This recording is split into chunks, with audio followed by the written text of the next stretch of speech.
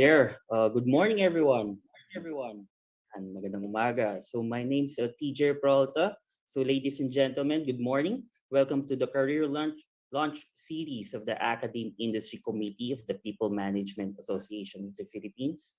So once again, I'm TJ Peralta, a human resource and training consultant, and I will be your host for these learning sessions. So before we begin to our session, so can we rate our energy level? Can you type in the chat box? 10 being the highest, what's your energy level? Kamusta po tayo lahat? Energy check, everyone. 10. Wow, thank you, Sir Migs. So for those who are having 6, you have to grab your coffee. Then this is a very wonderful session that we're going to have for each and every one of us. There, thank you. So, and now we will start with the invocation, the national anthem, and the PMAP hymn.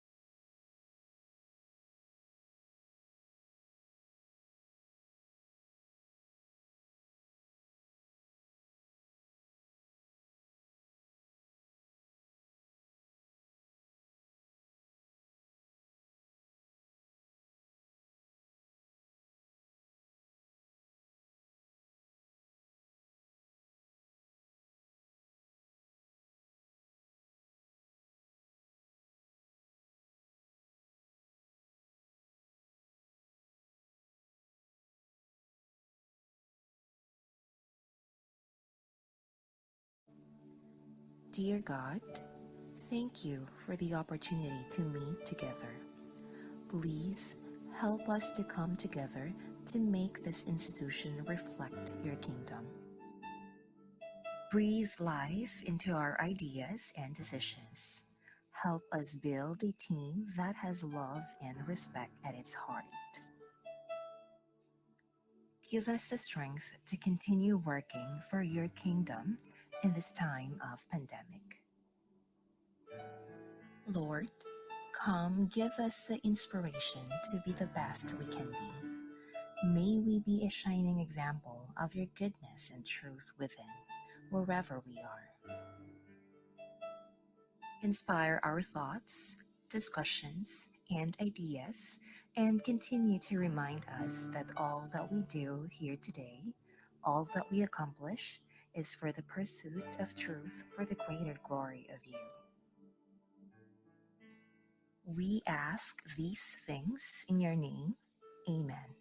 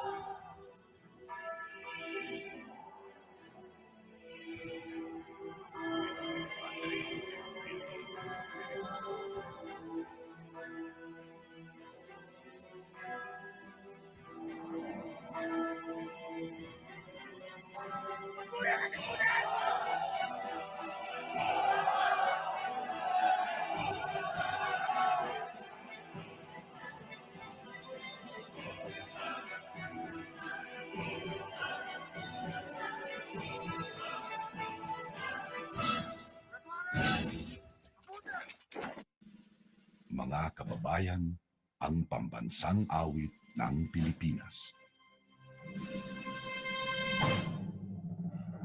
Ayaw magiliw, kada sa silanganan, alam ng puso, sa gilid ko'y buhay. Lupang hirang, tulad ka lang makinig, sa manlulupig, di ka pasisiki, sa dagat at bundok, sa simoy at sa langit kong bukaw, may binatang tula, awit sa kamay ang minamahal. Ang isa't ang wataw, ako'y tagumpay na lumilig. Ang bituing na talo niya, kailan pa may magiging. Lupa na araw, kahit ang sita, ko'y ang isahin mo. Ang ibigay na hanap may mga api, ang mamatay ng namin sa'yo.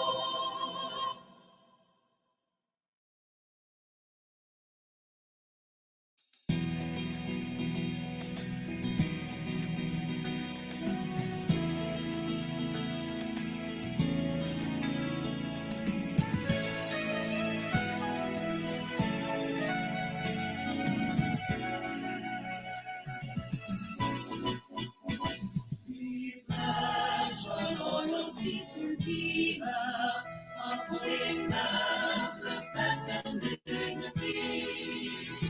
Promoting closer ties and harmony to keep our strength of unity.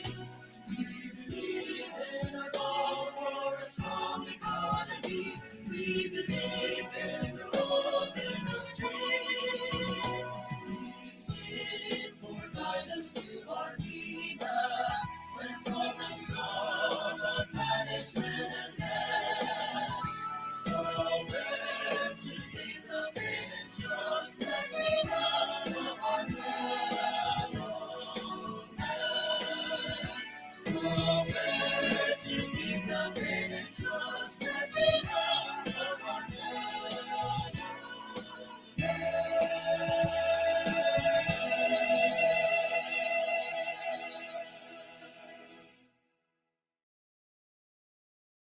Okay, good morning everyone. Once again, magandang umaga po sa lahat.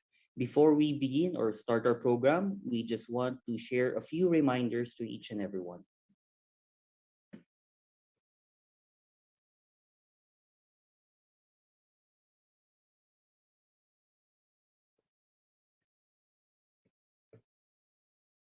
Okay, reminder for our attendees, kindly turn on your camera if possible. Sharing of any links, marketing materials, or campaign ads on the chat box is strictly prohibited. And also, please feel free to comment, type your questions on the QA button on the dashboard, and share your insights in the chat box. And also, Team Up would like to thank our sponsors, Alorica Teleservices Incorporated and Philippine Academy for Aviation and Training. There. Thank you for the sponsors. So now, at this point, may we invite on our virtual stage our President, Ms. Ellen C. Fulido, 2022 PMAP President, for the welcome remarks. A round of applause, please.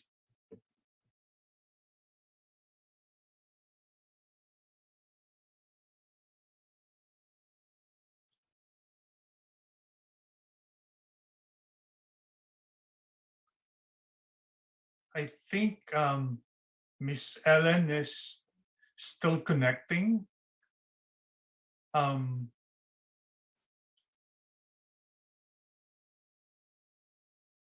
Miss Sarah, is Miss Ellen here? Sir Mix, she's still trying. Oh, yeah. Just on time. Galing talaga ni Miss Ellen. Hello, good morning. Good morning, Miss Ellen. Just in time po to give us your welcome remarks. Ang galing. Thank you, ma'am. In the nick of time. Good morning, everyone. I hope everybody's doing well. Isang maganda at mapagpalang umaga sa inyong lahat. Can you hear me? Can you hear me, guys? Can you hear Yes, me? President Ellen, Opo. yes. Okay. Am I coming in loud and clear? Sorry, medyo may technical glitch dito. I think there are, how many students do we have here in the call?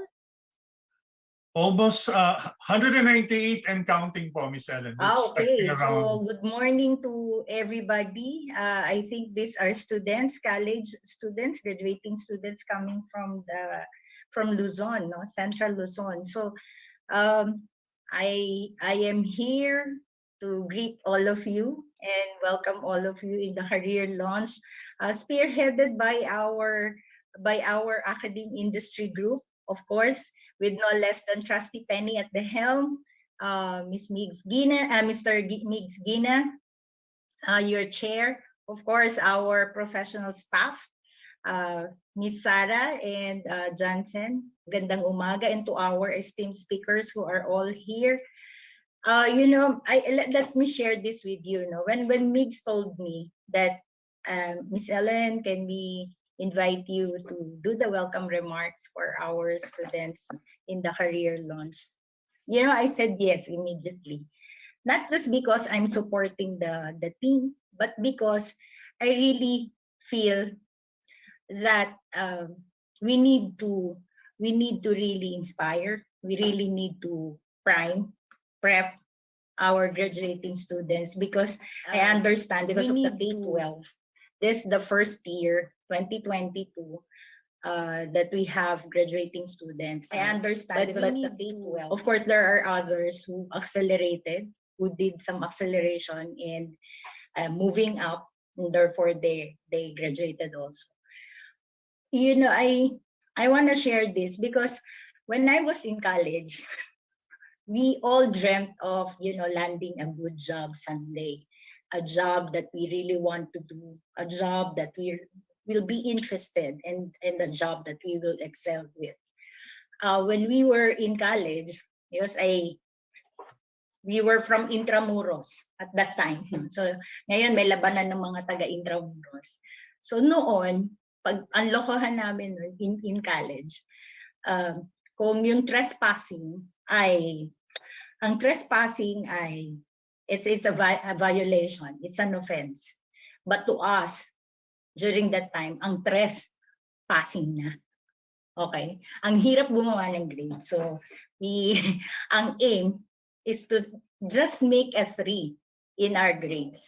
Walang babagsak.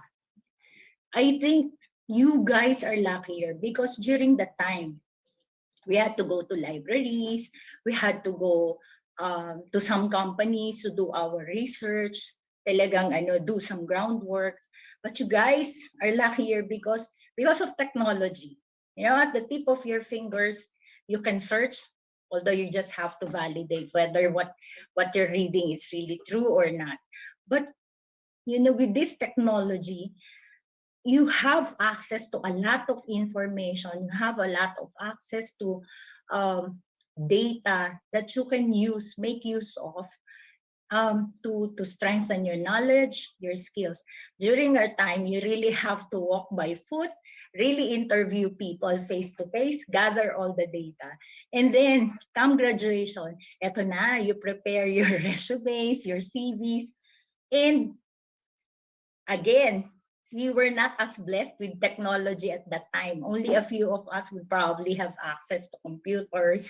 Very few, parang sobrang yaman mo pag may computer ka at that time. So you really have to type it. Ang sakit sa daliri because you have to type your CVs in several copies and send them to companies. Tapos every Sunday you have to buy newspaper, get the ads there, look for a job opening where you might probably fit in. Tapos you have to mail all your applications one by one. You go to the post office or you deliver your resumes or CVs, applications personally. And then you will be told, okay, we will just call you up. Diba? So parang make use of whatever resources that you have because everything comes in handy. Everything is accessible. When I read resumes, applications, ang haba, di ba? Pero ngayon, the resumes that I'm seeing, even in my company, ang ganda ng pagkaka-arrange. Parang in one page, you see everything. But it's not just about preparing CVs. It's about really preparing yourselves to really go out here in the real world and take the job. I didn't become a vice president overnight. It was all blood, sweat, and tears. At that time, my goal is by this age, I should be this, I should be in this position. You know what the key is, if I may share? I was not afraid to get my hands dirty. During the interview, in the first company where I got the job, the COO asked me, you're fresh from college. Of course, you had a stint working as a crew in one of the famous fast food chains during your college days. But how are you supposed to do this job when you're just new? Why would we hire you? And this is my amusing anecdote. Sir, yes, I'm fresh from college. I really don't have any experience doing this job. But I'm going to tell you, sir, how am I supposed to get the experience if you don't give me one? I got the job. And I think it takes some kind of sheer courage, boldness to really make and convince the officers of that company that, hey, I'm the right person for the job. I'm the right person for the job. So I think with the kind of technology that we have, when you're applying for a job, do some research also. Of course, we all would want to work, earn money. When I interview people, why would you like to work? Why would you like to work in this company? There are other companies out there. So why choose my company? If you tell me, I want to work because I want to help the company, medyo tagilid ka naman. You would like to work because you would like to make use of whatever you gained during your school days, your college days, apply them at work, and earn for your family because you value your family. You would like to give them the best, earn money so that you can afford to buy this and that. And at the end of the day, it should provide satisfaction to you. Tama ba? O ito, type it here. Do you even know how much is the minimum wage in your region? Type it here if you know. Type it here. I want to see how many of you would know the minimum wage. 420. Saan yung 420? 420 in Central Luzon. I'm asking this because a lot of applicants don't even know how much they are worth. They don't even know how much is the minimum wage in the region. Guys, you should know that because when you're asked, how much are you expecting? May baseline ka lagi. Diba? Hindi yung, ito, may 375, 380, or it depends if you're agri or non-agri, industrial company. So these things you make research. When you open a job posting, try to find out what this company is offering. Check yourselves. Am I fit in this job? Would I fit in the culture of this company? Find out. Because your personal goals, vision, mission should fit in the goals, mission, and vision of that company. Kasi kung walang congruence yun, chances are you'll not be happy. Because I would always want to encourage employees to be happy with the work that they do. You know, be happy with the work that you do. Because when you're happy with what you do, then the work is not work. It becomes play. It becomes a play. So you're happy, no matter how voluminous the tasks might be, no matter how hard the work might be, if you're happy, you'll be able to do that. And if a good relationship permeates within your group, within your company, then you're happy. You know, this company where I work now, I've been here for 21 years. Dito na ako nagdalaga. This is where I grew up at the same time that I grew up in PMAC. Okay. And when people ask me, I think this is the longest stint that you have in any company. Yes. So what's the secret? Secret? I don't think there's really a secret. So what's your culture there? What's the culture of your company? Culture? Lactobacilli, Shirota strain. Probably because I belong to an industry, in entertainment, broadcast industry. Siguro lang the culture that we have is that we're kind of informal. You know how it is when you have artistas, when you're into news, into showbiz, etc. And you have DJs. It's kind of informal. But we work seriously. We deliver results seriously. We're serious with the work that we do. And we make sure that the output that we deliver are over and above expectations, because we encourage people to really share. We empower them to make suggestions, recommendations, because at the end of the day, they'll be the ones to work and deliver the results for the company. They should make a difference. It's not just about, I would always take leadership as an index of success or failure in an organization.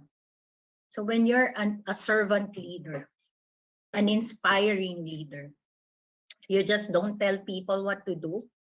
You ask them how they would succeed in the work that they do. So guys, make that difference. When you land your first job, make the big difference. Set the tone. You just don't work for the money. You should also be able to inspire other people. Gawin nyo ng mabuti at tama ang trabaho. Hindi pwede ang pwede na. Always make it a point that when you do your job, you put your best foot forward all the time. Every time. So do it right the first time. Before I end, I'd like to just tell you that when you start looking for a job, find the job Find the work that you love to do. Because if you find that the work or the job that you love to do, then you won't have to work any other in any single day. Again, be happy with the work that you do. You guys are lucky because you're going to finish your course. But this is not the end of the learning process. Every day is a learning process, trying to learn as much. And I hope that someday you slowly climb up the ladder. Walang derecho pataas. You have to work hard for it, as much as I did when I was building my career. And I'm so lucky, and looking back, I'm so lucky to have very, very good mentors who were so selfish to share their knowledge, their skills, their talents. So when you have good mentors, very good coaches, bosses, and you gained a lot from them, and it propels you to success, pay it forward. Share also. Share also to your subordinates. Be not afraid to share with the other colleagues because you're lifting them up. So with that, I wish you all the best. Congratulations in advance. You're graduating from college. Hooray! Hooray! Hooray! And I don't know if you're gonna have a face-to-face graduation, but just the same, congratulations to all of you, to your proud parents, family, and loved ones. Good luck, and may you find a good job that suits you very, very well. Magandang umaga, and have a good day. I think you will have a lot of learnings in the next 2 hours from our lineup of very, very good speakers who will share with you practical tips on how to prepare your resumes, prepare for your interviews, and then get that job. Find that confidence in you to really get that job the way I did when I landed my first job. Good luck. Good morning again. Back to you, Migs. Thank you, ma'am. Welcome. Maraming salamat po, Sir TJ. Thank you, President Ellen. So a virtual round of applause for PIMA President, Ma'am Ellen. Yeah, so thank you, ma'am, for that moving and heartfelt message. As you share your personal experience, may it be an inspiration and be a guidance to our participants as they are the new generation of talents for our country. I am so looking forward for this learning session on decoding the job interview, especially with our esteemed speakers. So let me introduce to you our main speaker in this webinar. So first, our speaker is a master's in industrial relations, UP Diliman 2018. He's also a master in business administration from Ateneo School of Business to 2002. He's also a master in public administration from UP Diliman and also an associate fellow in people management. He is a certified strategic HR business partner, a certified total reward specialist, a certified recruitment and selection professional with more than 2 decades of strategic people management from both local and multinational companies. Without further ado, Sir Freddy Primicias. Round of applause. Okay, magandang umaga. Can I share? Okay, let me just give me.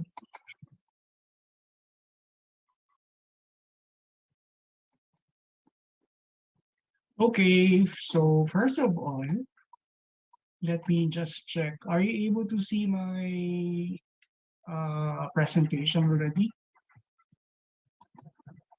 Yes, sir. Yes, okay. Thank you very much, Sarah. So to everybody, magandang umaga. And first of all, let me just try to reflect on the very inspiring words of our Madam President Ellen. And one of the things that I really would like to resonate on was when she said, don't be afraid to have your hands dirty. Yeah, that's very true, no? Because hard work, being industrious, truly doing the job is very important. And that's the reason why PMAP and of course, our chair, Migs Dina, is trying to have this career launch webinar. So at this point, I would like to say maraming salamat, Chair Migs, and to PMAP for allowing me to share my own experience to the students of your webinar. I am also honored to have on this stage Miss Espirito of Del Monte. Later on, she would talk more about the resume. So my focus is on interview. Anything that has to do with interview, I'll try as much as possible to address it. But when it comes to the instrument, which is your resume or your CV, what's the difference between the two? Our own speaker, Ms. Espirito, will be sharing that later on. So again, maraming salamat for tuning in, for watching, and hopefully at the end of my sharing, you are going to learn more and something. Okay? So on my presentation, you would see me, me and my son. I am a single dad, and I'm just so proud to be a father of an 8-year-old growing, both literally and figuratively. But as you would see on my resume, I've been doing a lot of things kasi as mentioned by TJ, I've been working for more than 2 decades. So those of you who are only 20 years old, can you imagine? I started at your age and now 20 years after, these are just some of the things that I have been doing. But let me now start asking you a question. When do you think did I start working? Guess. Give me an age where you think I started working. You can put it on the chat box. Tignan natin kung merong makakahula ng tama, and then later on, si Professor Migs will give to the person who is able to correctly answer it, pay price si Professor Migs. Okay, 24, 18, 16, 18. Actually, wala pa. 19, 21, 16, 18. Okay. Ang dami din palang may sagot. Ano? Thank you very much for participating. Unfortunately, wala pong tama. Well, 30 years old. Ikaw naman, Shayna. Okay, so I started working when I was 15 years old.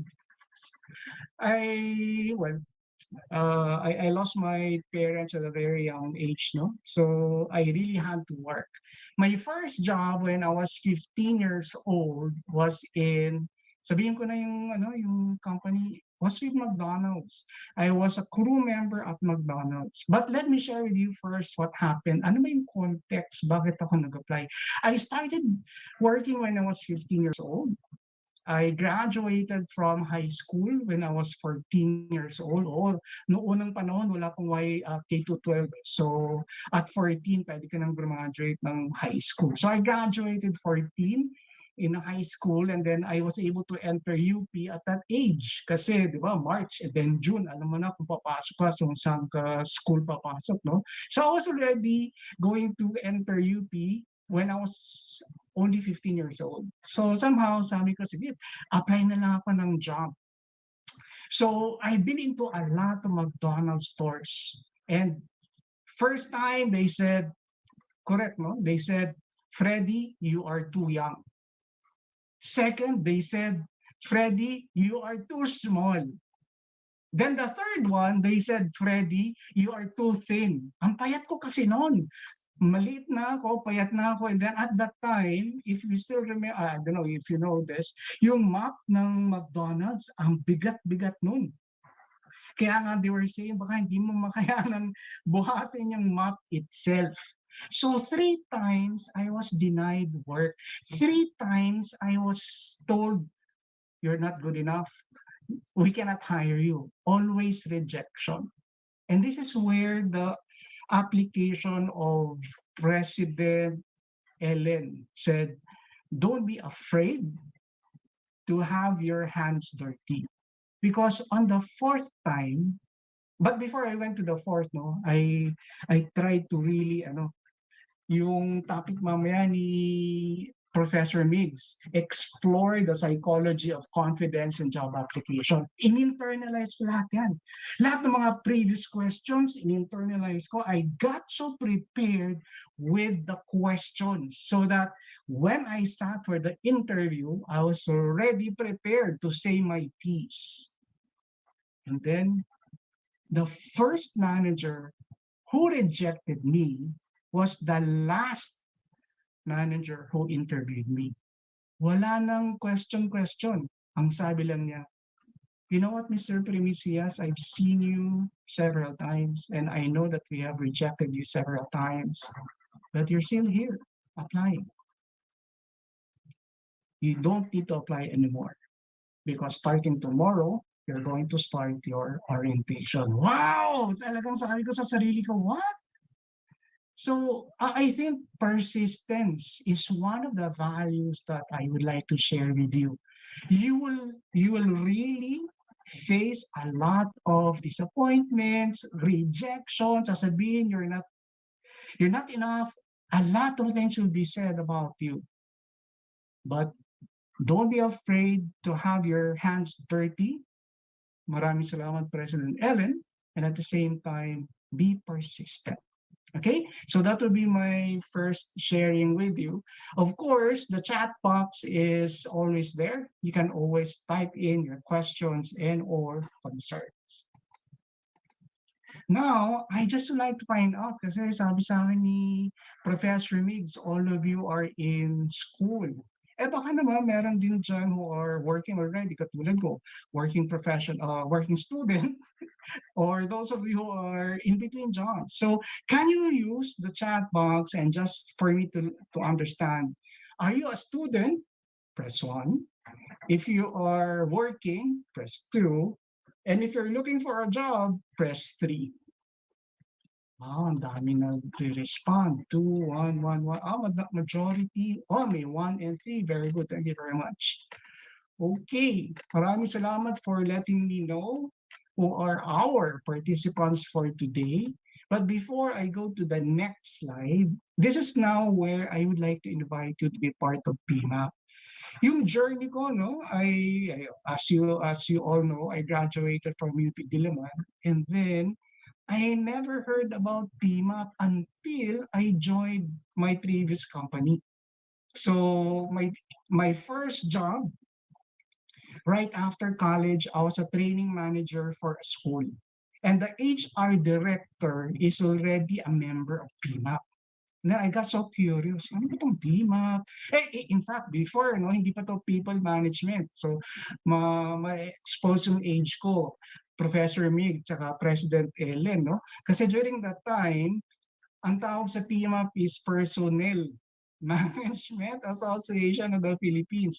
Correct me if I'm wrong, President Ellen, but I think you transformed the title to People Management only 2018 or thereabouts, no? But anyway, so ganun ako nag-start in PMAP. Why am I saying this? Because, ladies and gentlemen, to our fresh students out there, you need to have a community. You need to have an association. And if you have not found the right association for you, let me open the door and say, join PMAP.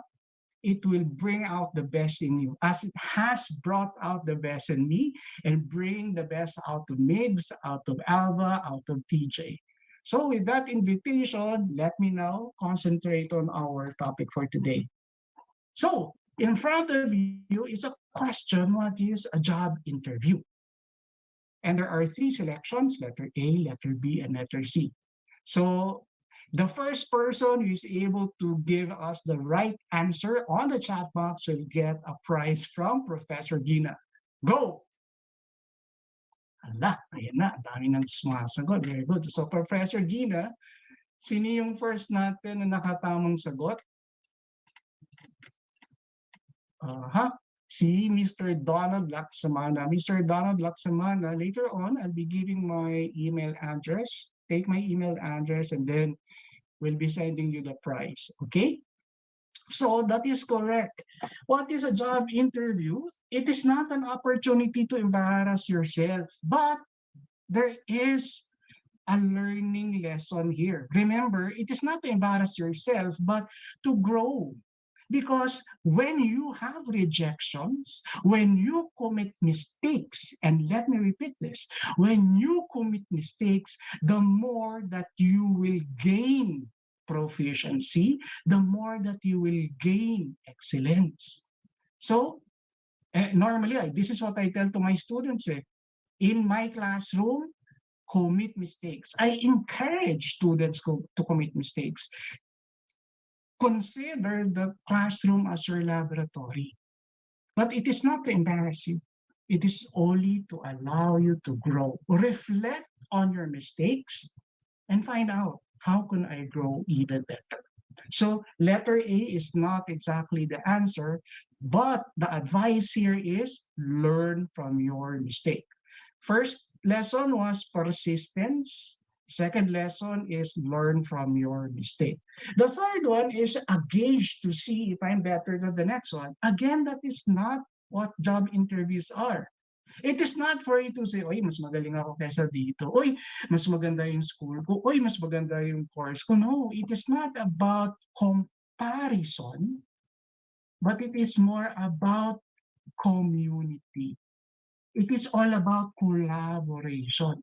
It is all about really finding out your true worth in a community or in a job. Normally kasi may nangyayari na, like for example, in my case, yung 3 beses na bumagsak ako sa McDonald's, ang sakit nun. At 15 years old, masakit yun sa akin. Lagi ko sinasabi, why? Ano pa ba kulang sa akin? Did I not speak good English?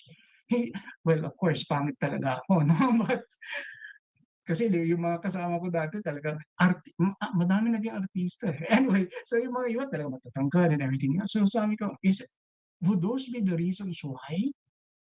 Then I realized it is not me, that I should not compare myself, but I should always look into, what do I have? Ano ba ang meron ako? And what can I contribute to the company? And then finally, you are correct. The answer is about capabilities and potential. And for me, as an HR practitioner with more than 20 years of experience, ang batting average ko, I would say 8 out of 10 na hina-hire ko, nagsasucceed sa organization. And yung 2 na hindi nagsasucceed, I take it personally, especially kung magre-resign sila. Sasabihin ko, why? Did I fail on understanding the need, both of the company and the applicant? Parang nakaroon ba ako ng hindi pagkakaunawa? But of course, there would be a lot of factors to consider. But again, ladies and gentlemen, to the young minds of Career Launch webinar series, try to focus on your capabilities. Try to focus on your potentials. What are capabilities? This would be your knowledge, your skills, your abilities, what you are passionate about, what you can do nearly perfect. Yung parang isang singot mo na lang, uy, para ka nang si Ben Cab sa galing mong magsulat. O para kang si Gary Valenciano sa pag-awit at pag-awit at pagsayaw, ganun kagaling. So, capability would be your knowledge, skills, ability to a degree that it is nearly perfect. So, ladies and gentlemen, to the young minds of Career Launch, my first question to you is, what are you competent at? What are your capabilities? What can you do nearly perfect? And if you know that, well and good. The potential is more about you looking towards the future with your capabilities, with your competencies inward. How do you see yourself progressing to the next step, to the next stage, to the next level? Diba, ang ganda ng kwento ni Madam President Helen. Ang sabi niya, she stayed with her organization for 18 years or more. Doon na siya nagdalaga, naintindihan niya yung culture. That is what also potential is. How do you see yourself fitting the organization? How do you see yourself growing with the organization? And how will you contribute to the overall growth of the organization?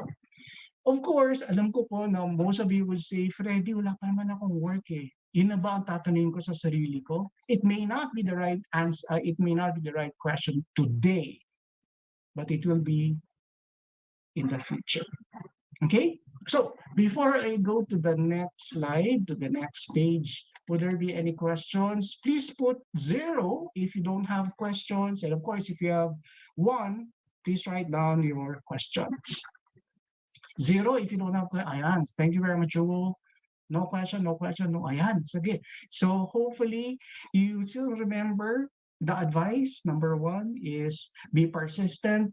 Then number 2, it is not about try to commit a lot of mistakes and grow from your mistakes. And of course, the nugget of wisdom from President Ellen is that don't be afraid to get your hands dirty. The next slide is about, this one is an infographic. I will not discuss this. Actually, I just use this. And I would like to thank the owner of this infographic, which is IntelliHire. But what I would discuss with you would be the different things that I think would be very applicable to each and every one of you. Kasi if you look into Google, type lang din nyo yung job interview. If you go to YouTube, type lang din yung job interview. Ang daming source that you can look into. Katulad na sabi ni Madam President, you are so lucky, ladies and gentlemen, because you have technology to help you. During our time, kanya-kanya, we don't have this. But nevertheless, you can always go there and look into it, learn more. But what I would be sharing with you would be based on my experience as an HR practitioner. Okay, so first, what I would like to share with you is job vacancy. Lahat po tayo, we are looking for jobs. Perhaps some of you are also creating jobs. But if you are looking for a job, definitely you would start with job vacancies. And this is one of the things I would like really for you to consider. Look for a job that fits you. What do I mean by that fits you? Kasi madami ako nakikitang applicants that would go from one company to the next. I have nothing against people who would go from one company to the next, no? But what is clear is that these applicants have not found the company that fits them. So what am I saying here? At this point, if you're going to graduate, I'm pretty sure you have gone through your internship. I'm pretty sure that social media has given you the right information about different companies out there. So the very first thing I'd like you to ask yourself is, ano ba yung company that will fit me? Look into your value system. Look into your very purpose. Ikaw ba ay gusto mo maging basketball player? Gusto mo ba maging chef? Gusto mo ba maging president or maging HR? Ask yourself. In fact, when I was still in college, one of my sociology teachers or professors told us, you need to create your own mission statement. What is your mission? Why are you here? What are you here for? Look for a job, look for a company that fits you. Again, so that you don't have to go from one company to the next. Nakakapagod po yun eh. But because it is the time that you're going to invest so that you and the company can grow together. Job vacancy. The next is about job description and job advertisement. Ayan, ito po mga kapatid, sa mga bagong graduates and those of you who are working. Normally, and it happened to me, and it's still happening to me, pag nakakita ko ng magandang company, uy, apply kagad ako. Ayan. Or nakita ko yung based on reputation, malaki magpasweldo, i-apply ka agad ako. Without even looking into what is the job advertisement, what is the job profile, what is the job description. Are those really important, Freddie? Yes. look into the job description.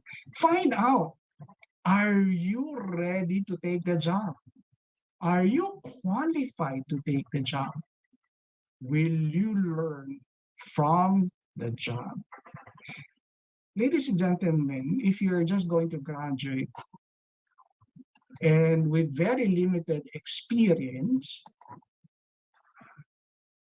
look into the job description and find out, what else can I learn?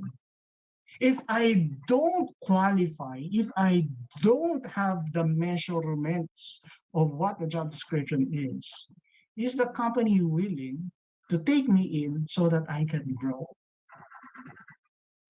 And the answer is yes, always. With my experience, I know most of the companies I work for, I would always ask the hiring managers, are you willing to take in fresh graduates? The answer is always yes, because we not only look into the capability or the competency, we also now look into the potential. May interest ba itong batang ito? Ito ba ay tatagal? Will the person have the learning hunger to learn rather?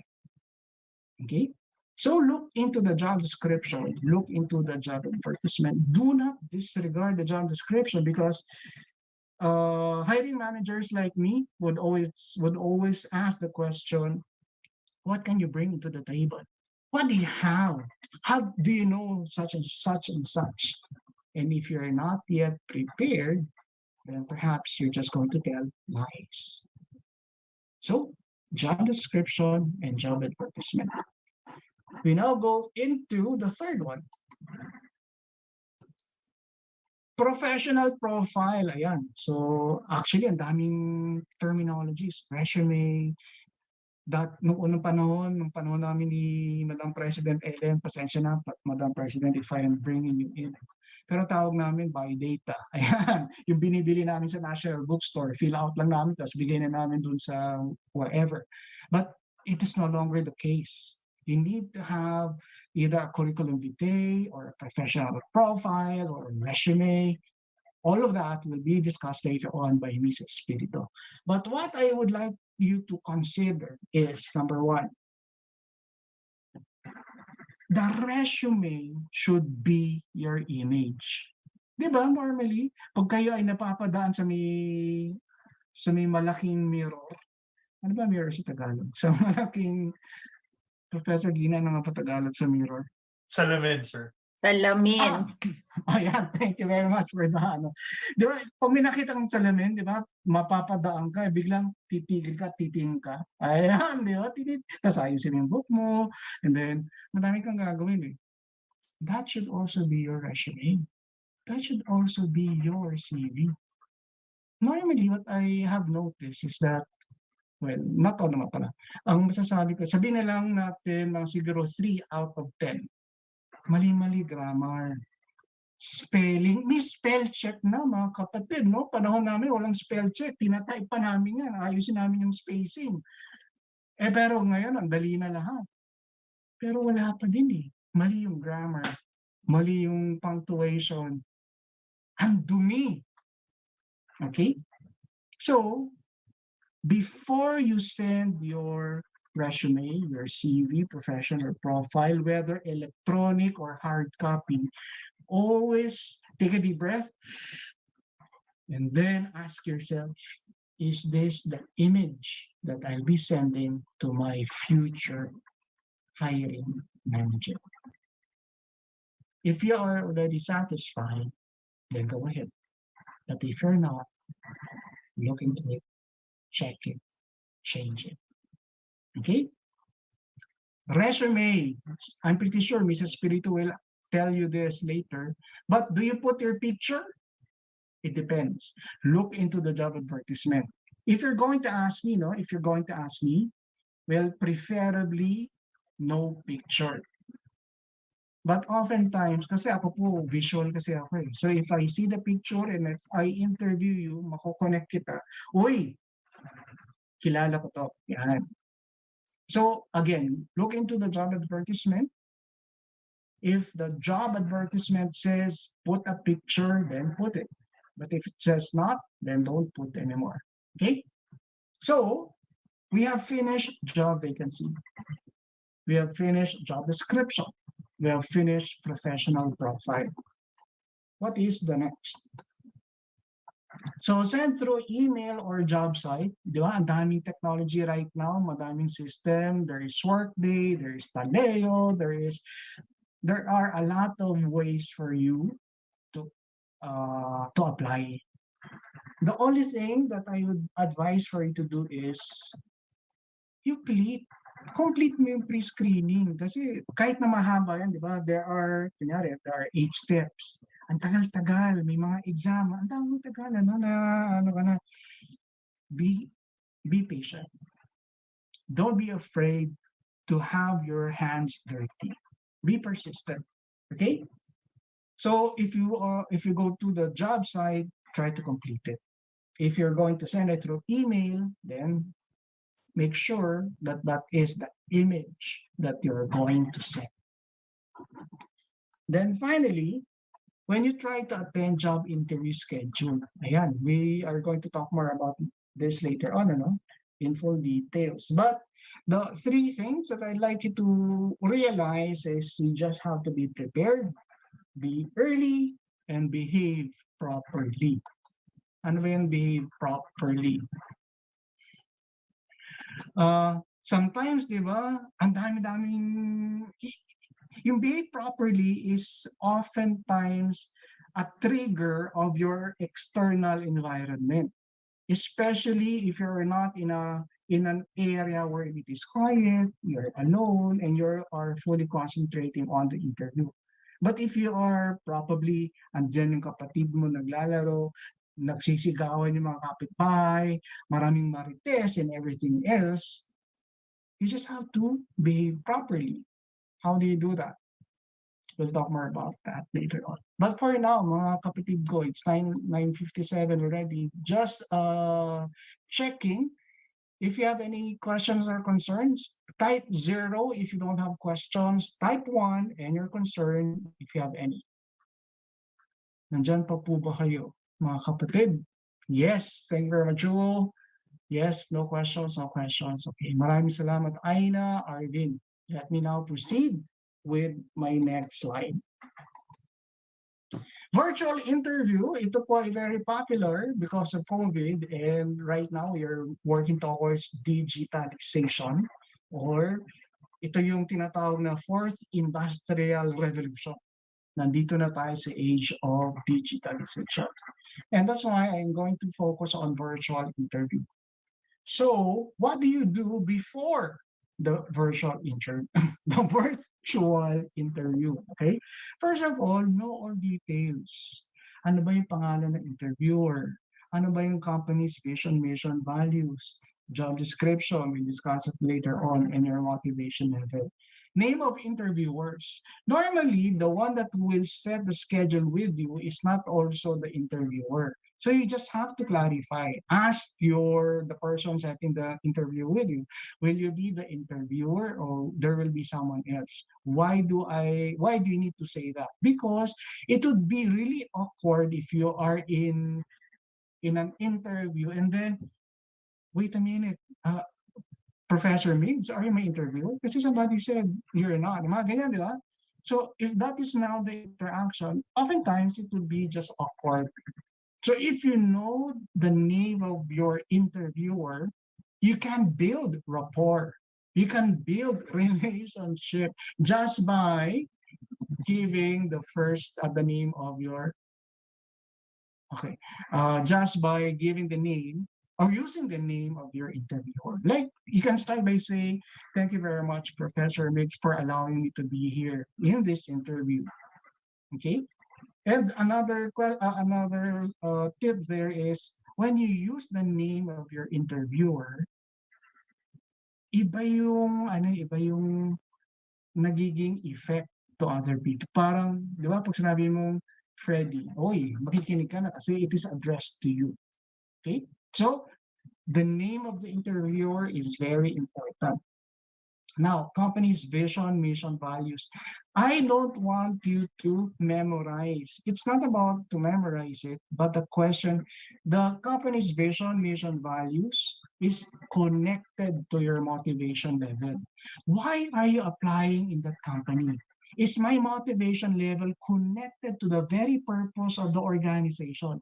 For you to know the fit that you are looking for, then look into ano ba yung strategy ng company, ano yung structure, ano yung system, because if you understand vision, mission, values, you can ask the interviewer and say, how are you able to manifest your vision, mission, values during COVID?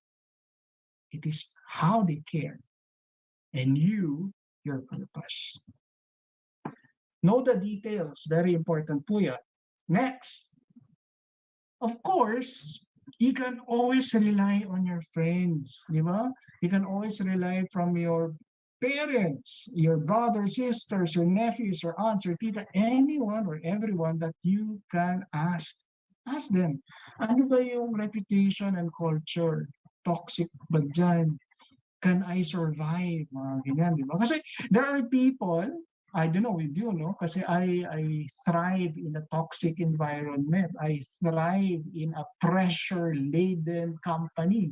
Yung parang, I need this yesterday. I need this last year, mga ganyan. I thrive on that.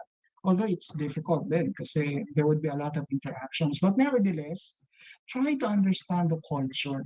Vision, mission, values would be your statements. But how do they live?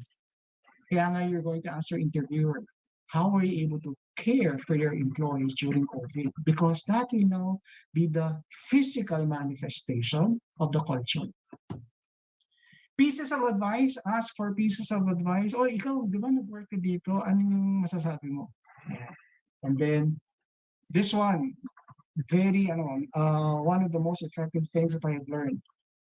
You just have to role play. Like for example, in case no kay Professor Miggs, I will ask, Professor Miggs, may interview ako sa X company. Can we do role play? Can you be the interviewer and I'll be the applicant? Ask me questions. Yan. And then during the role play, simulate, have that applicant persona, and then just try to play the role. Let the person, like for example, Professor Gina, assess, evaluate your performance during the simulation and improve on it.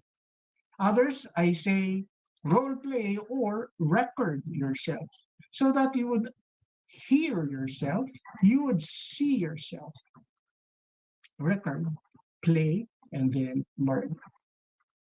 Number 3, you just have to be prepared, be ready, anticipate questions, diba? As I told you, during my 3 rejections, I pulled all of the questions together and made sure I am ready on my 4th question about starting salary. Be prepared. Diba, tinanong kanina ni Madam President Ellen, how much is the minimum wage? Ask yourself, what is the level of salary that you are going to be motivated to work each and every day? Location and possible hybrid, that is also a very good question to ask even before you go through your interview. Because if you are the type of person that would prefer hybrid rather than 100% work from home or 100% in the office, then you just have to balance. Ano ba talaga? Where do you want to go? And finally, ito importante, get enough rest because you become alert when you are well rested. Do you need to eat before the interview? Well, it depends na sa iyo, no? In my case, I don't want to eat first kasi if I eat first, nagkakaroon ako ng problema. But nevertheless, ask yourself, accept what is the tolerance level for the stress? And of course, the most important, drink water. Do you drink coffee? Well, that's yours. Do you drink hard alcohol? No, not recommended. So we're finished with before, we now go to during the interview.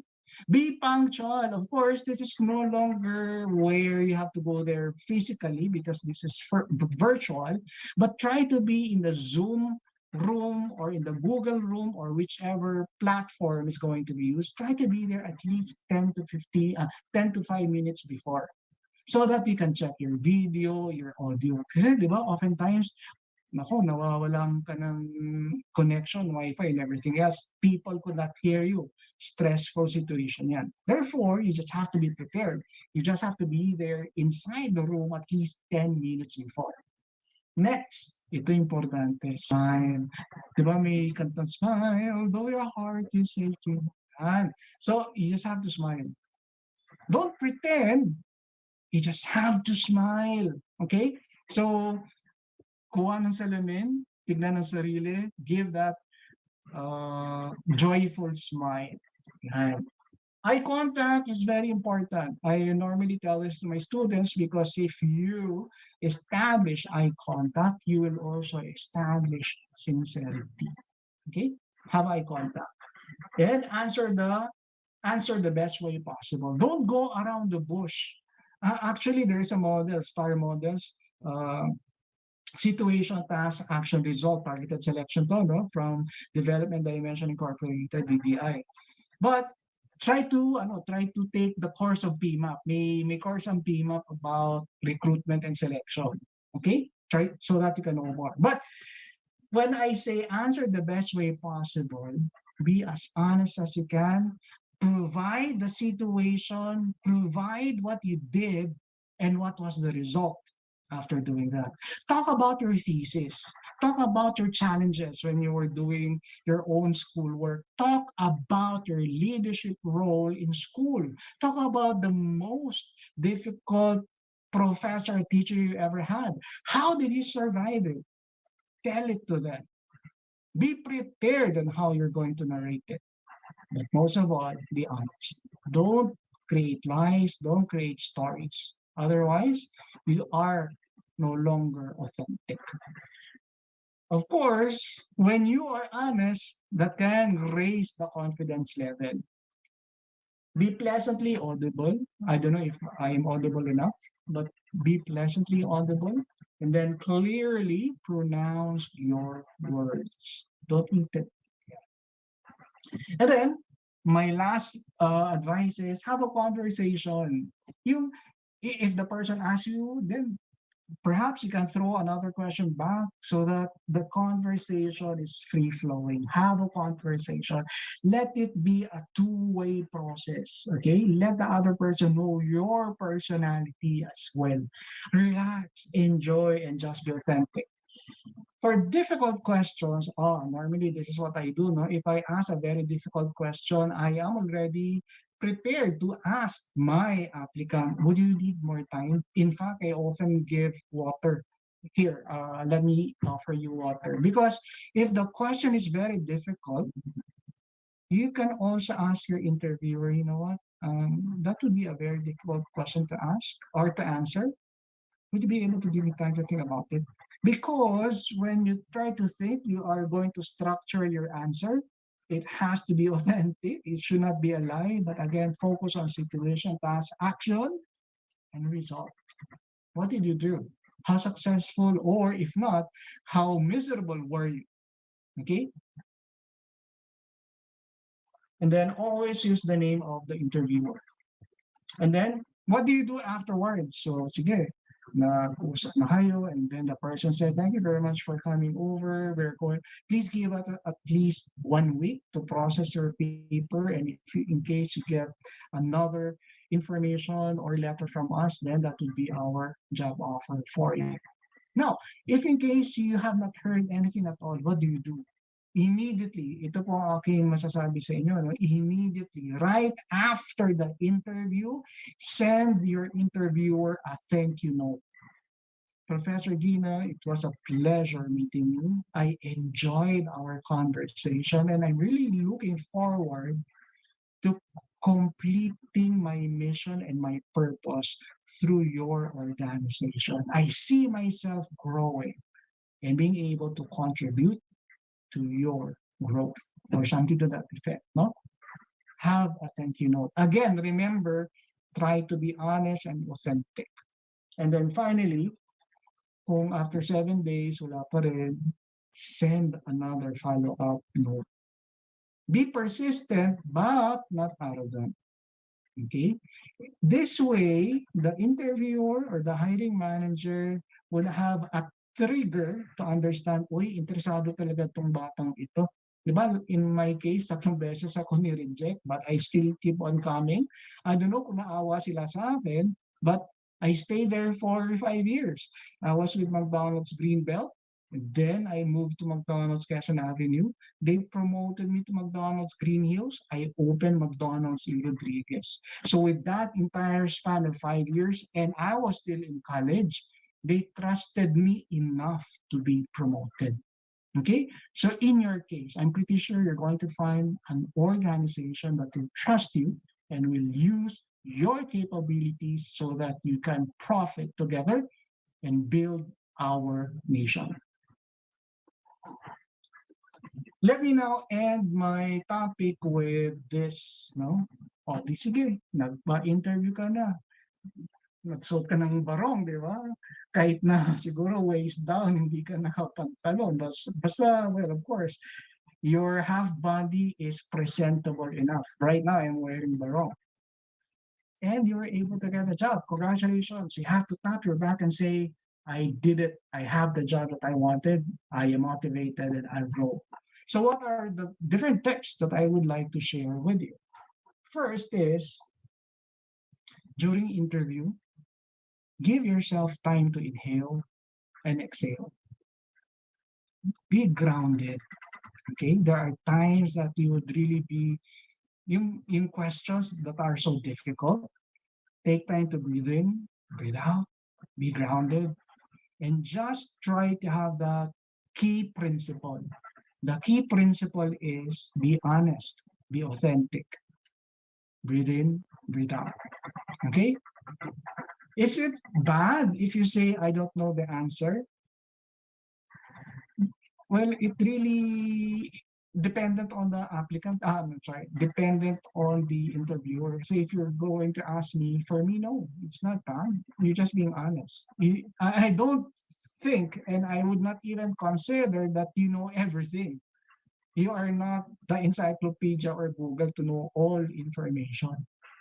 But you need to somehow give a follow-through phrase, like, if it is important in my job, I'll try to learn even more. What's your next step? You don't know it. What's your next step? If it's crucial for you to get a job, what's your next step? Next is this one, don't be arrogant. Okay? Be polite. Try to be very, you can be assertive. Iba kasi ang arrogance eh. And for Filipinos like us, we are still a polite community. We need to be less arrogant. Be your best. Ayan, always project an image of excellence, of being your best. Be confident.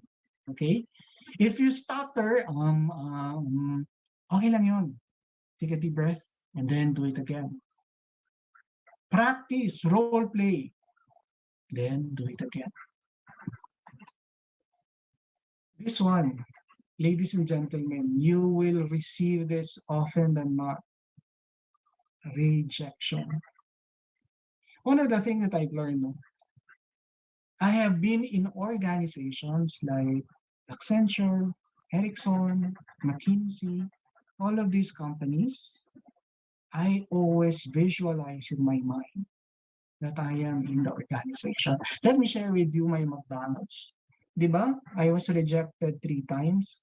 The night before the 4th interview, this is what I did. I made sure before I went to bed, before I went to sleep, I made sure that I am already wearing my nameplate, wearing the uniform, cooking hamburgers and telling in front of my customer, good morning, thank you for coming to McDonald's. How may I help you? I have that printed clearly in my mind. And I got the job. I don't know if that would be a secret, but in each of the company I want to work with, It is always clear in my mind. It is always clear on my motivation level. It is always clear that I fit the job and what is the purpose that it will play as I grow. And then finally, just become focused on your goals. If you are rejected right now, perhaps it's a redirection. Go back to your key principle. Go back to your goal. Go back to what fits you. Look and search. I just would like to end my sharing with you with this quote coming from Eleanor Roosevelt. And she said, "The future belongs to those who believe in the beauty of their dreams." Dream big. In strategic planning, sabi nga nila, try to BHAG. BHAG would be big, hairy, audacious goals. I was working for 10 years. Sabi ko sa'yo, I started 15. I didn't have a goal until I turned 25. Because when I turned 25, nakaroon kami ng reunion among all of my high school classmates, no? And 99% of them went to the reunion ang gara ng kotse. And I could still remember when I went to the venue, sumabit pa ako sa jeep. And that was the time when I said, no, I should not, after 10 years of working, I should not have anything at all as a physical manifestation of what I have been doing for the past 10 years. So from that on, I said, I would like to have a car. And lo and behold, because of that dream, it manifested into reality. So, ladies and gentlemen, what I would like to tell you right now is that decoding the interview will take a lot of all other factors. But the fundamental factor is you, your dream, your purpose, and how do you fit. With that, maraming salamat po to Tina, maraming salamat Professor Gina, Madam President Ellen, and to the next speaker, Miss Alba. Maraming salamat for allowing me to share this to each and every one of you. Magandang umaga po sa inyo lahat. TJ? Thank you so much, Sir Freddy. Maraming salamat po for the wealth of learnings that you have shared and for that valuable information you provided. We are very excited for our attendees to have their first job interviews and apply those great learnings that you have just shared. For our students, let's be thankful to our schools also for their initiative in equipping you with the skills and knowledge to be able to help you land that elusive first job. So let us take these learnings by heart. So we will now open the room for Q&A. So please type in your questions in the chat box, or you can unmute yourself if you wish to ask questions. So we have a question from Lincoln, Sir Freddy. So from this one, it was asked, what items in the CV are critical to hiring nowadays? Is it the certification, the work experiences, personality fit, or education? Wait, sorry TJ, the only thing that I see in front of me is how do we achieve eye contact. Okay, so let me address that one first. Pero anonymous, sorry, hindi ko makita yung name. So whoever is sending the question, maraming salamat. That is a legitimate question. Oo nga, how do you establish eye contact? Always look on the camera. Ayan. And then let's say, for example, if there are people, kung panel interview yan, you can also move from left to right so that perhaps the interviewers will be able to have the feeling you are looking at them as well. Okay? So the most important part here is have eye contact. Or not exactly the physical manifestation, but more into be sincere, be honest, be authentic. Okay, do I look at the camera? Okay. And is it okay to look at my notes during the interview? Yeah, definitely. Yun nga ang kagandahan ngayon, kung you have multiple monitors around you, you can always have multiple answers. But what I would somehow warn you is during screening, especially kung may mga exams, wag na pong tumingin ng answers outside. Always look into ano ba yung what can you really answer. Ha? Kasi if you cheat, mahirap po natin gawin yun. Okay? So to the person who asked this question, maraming salamat. And I hope that I was able to answer you correctly. How do I work on this, TJ? Tama ba? Okay. Would there be any other question, then, TJ? Sorry. Yes, sir. We do have from the chat box. Chat Yeah. box. Ano naman po yung isa? What items in the CV? Okay. Actually, TJ, coming from LinkedIn, I know there's no one answer to this.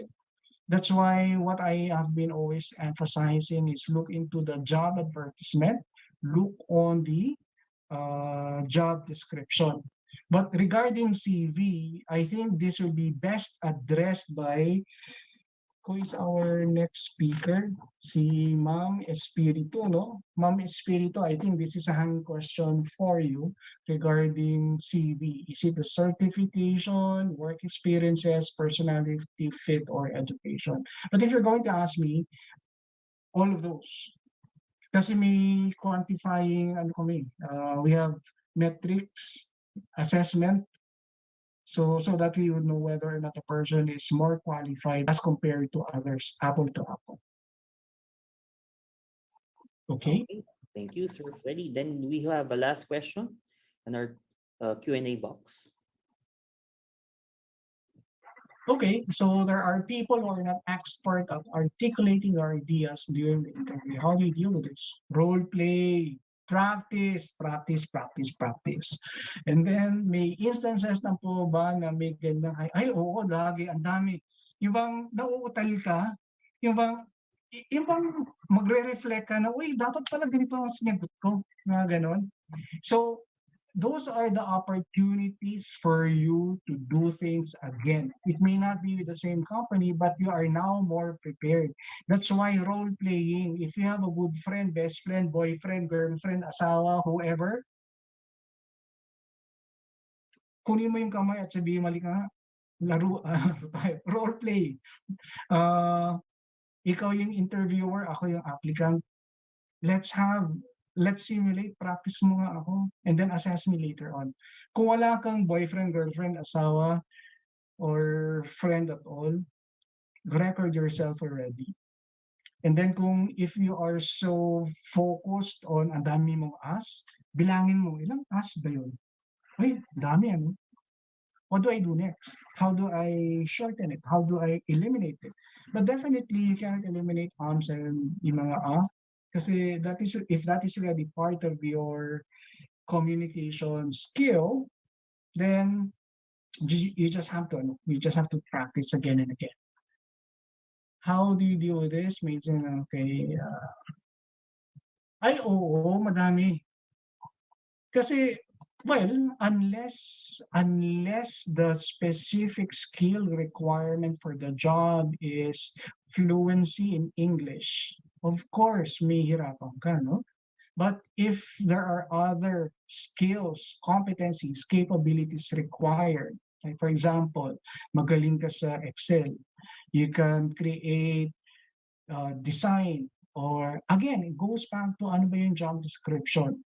And if you are able to deliver majority of those, then you have an edge already.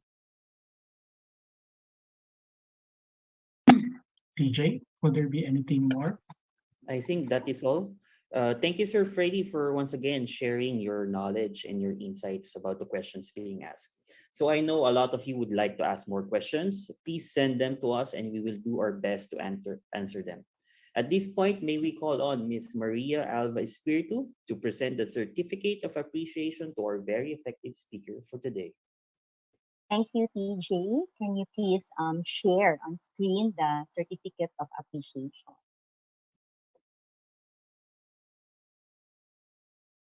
Okay, so at this point of time, I am honored to present our certificate of appreciation to our highly effective speaker. Let me read the citation from PMAP City, from PMAP. Certificate of Appreciation is hereby presented to Alfredo Premistrias III for imparting valuable insights and expertise as a resource speaker for the Career Launch webinar series, Must Have Skills for New Job Seekers in the New Now, given this 18th day on the month of May in the year 2020. Signed by Marielle Gina, our chair for the Academe Industry Committee, and signed as well by Ana Maria Boncato, our trustee for the Academe Industry Committee, and Mr. Rene Henner, the PMAP Executive Director. Thank you so much, sir. Thank you so much, sir. Maraming salamat, Sir Freddy. Sige po. So, moving forward, we will be announcements for some of our sponsors. So I'm sure that most of you, if not all of you, will be interested in the following information from our sponsor, Alorica Teleservices Incorporated. So they have some great job openings. So we do have openings for agent and non-agent. For agent, we do have openings for CSR. So you can see there the location of their openings. So these are work on site. While you have non-agents positions, just like team manager, learning delivery specialist, HR talent acquisition manager, operations manager, and risk and compliance senior analyst. So these are all on site as well. So you can also see their location there. So you can get your phone, scan the QR code, and start your applications. Yeah. So moving on, let us welcome our next speaker for the session. So our next topic is crafting an impactful resume. So our next speaker is the talent acquisition lead of Del Monte Philippines Incorporated. She is also a registered psychometrician, associate fellow in people management, and also a certified coaching professional. Without further ado, please welcome with a warm virtual applause, Ms. Maria Alva Espiritu. Salamat, TJ, and good morning, everyone. So I'm very honored and thankful to be here with more than 200 virtual participants, partaking in this career launch webinar series. So I really appreciated President Ellen kanina, when she really made an inspiring talk for everyone, and citing how fortunate our new graduates, even the younger generations nowadays, na talagang they can already have all these webinars, at the comfort of their home, and then giving them all the tips and techniques in coming to an interview, preparing their CVs, as well as how to behave well in an interview. Tama naman yun, naabutan ko talaga yung instances that I really have to go to the office, join the job fairs, and then tawag ito, talagang you do it personally, and hindi siya hindi siya ganun ka-convenient and ka-comfortable, no? Unlike what you have now. So at this point of time, I want to share my screen. I'm actually asked to talk about creating an impactful resume. So nakikita niyo ba yung screen at naririnig ba ako? Sorry, I forgot to ask kung naririnig ako. Excited lang. Yes po. Okay. Are you seeing the screen? Yes. Okay. So again, I'm here to talk about creating an impactful resume, because this is the first step in recruitment process. This is part of the screening process in which the recruiters, the HR managers, the talent acquisition managers will paper screen and look for the most qualified candidates, in a particular job. Kaya kailangan talaga each and every one of us would really prepare a resume that would create an impact and a good impression to our employers. Okay. So, wag nating walain yung cover letter because I've noticed that out of the hundreds or even umaabot pa nga yun ng almost 1,000, no? Yung mga resumes na nare-receive namin across different sites in my case, no, in Del Monte, um, I would notice hindi na nagsusulat or hindi na nagsisend ng cover letter yung mga applicants, no? They already get into the resume. But me personally, being in the profession for like more than 20 years, I would recommend, no, or suggest that you still need to send the cover letter. At himay-himayin natin bakit importante yung cover letter along with the resume when you submit. Okay? So what is a cover letter and why is it important? A cover letter is a one-page document that you submit as part of your job application. And that's alongside your CV, your curriculum vitae, or your resume. So what do we need to write in a cover letter?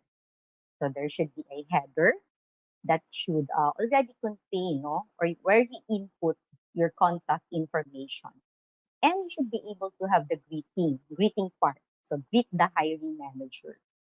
So it's always ideal to know the name of the hiring manager. But if it's not possible, then you can just place the hiring manager and then followed by the company name. Then have an opening paragraph. Okay.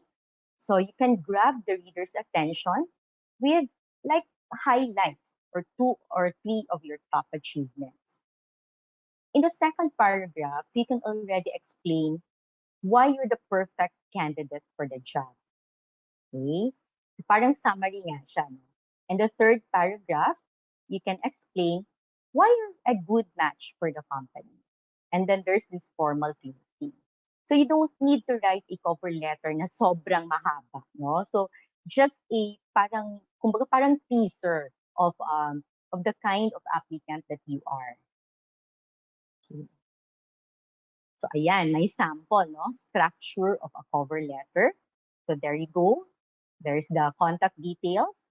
And then number 2 is the hiring manager or the department information or the company information. And then you have your opening paragraph. You have the body, the closing paragraph, and then the formal salutation. So this is basically, no, the information that's needed for the cover letter. Okay. According to survey, no, 26% of the recruiters read the cover letters and consider them critical in their decision to hire or to progress in the next level of the recruitment. Okay. And then it says that 56% of the recruiters want applicants to attach a cover letter to the resume. And 49% of the HR managers considers a covering letter the second best thing to give your resume a boost. Okay? So there you go. The reasons that cover letters are still relevant. It offers a relevant and detailed explanation. It also shows how well you communicate. No? Na-mention kanina ni Sir Freddy na you have to have the correct spelling, di ba? Yung grammar. So it shows, no, how well you communicate. And it also demonstrates that you are taking your application seriously. Okay, so yun yung a few reasons why cover letters are still relevant. Okay, so we talk about CV or the curriculum vitae and resume. So ayan, my definition, no? It's a short written summary of a person's career, your qualifications, your education, and ito yung most commonly used na word, di ba, in American and British English. So it's either a CV or a resume. So I'd like to have or to be able to share to you some of resume writing tips. Number 1, you have to make it clear and concise. No? So klaruhin natin yung mga information and dapat concise siya. Number two, you have to be able to proofread your resume before submission. No? Sometimes, or oftentimes, nakikita ko yon mali-mali yung mga nasa resume. No? For example, yung construction of the sentence, yung grammar, um, very common na mistake would be the spelling, no?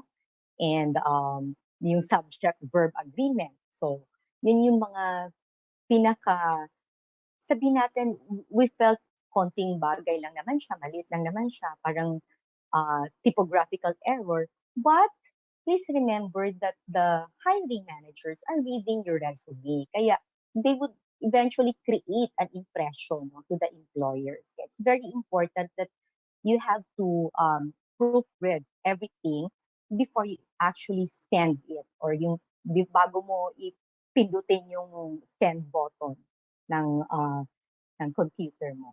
Okay? So tailor your resume to suit the position that you are applying for. Okay. So ayun, na-mention din kanina ng first speaker na Sister Freddy, dapat you have to be able to understand well the job description, the job ads, bago ka mag-apply. No? So in my more than 2 decades of practice in recruitment, I noticed that some of more than a lot, no, I should say a lot of the applicants would just, oh, ayan, submit lang sila ng resume without really looking into tawag na to, possibility na pwede ba kaming ma-hire dito? Parang ang layo naman ng qualifications namin. For example, we would place it in the job ad that we're looking for production supervisors, and we're looking for licensed engineers. You know? So talagang very clear doon yung mga job specifications. And yet, meron ding ibang, they are in the medical field, and they would still apply. No? So kumbaga, there's a disconnect. Huwag na nating pag-aksayahan yon. Huwag na nating sabihin, o baka naman swertehin. Because in most cases, talagang when we screen, we really consider what are the job specifications and align it. Binabangga namin yun sa qualifications din ng mga nagsasubmit. Okay? So tailor your resume to suit the position that you are applying for. So number 5 is highlight what you have accomplished. Very important yun, no? For example, you are applying a sales position. So perhaps you can highlight all the projects that you have done in the past.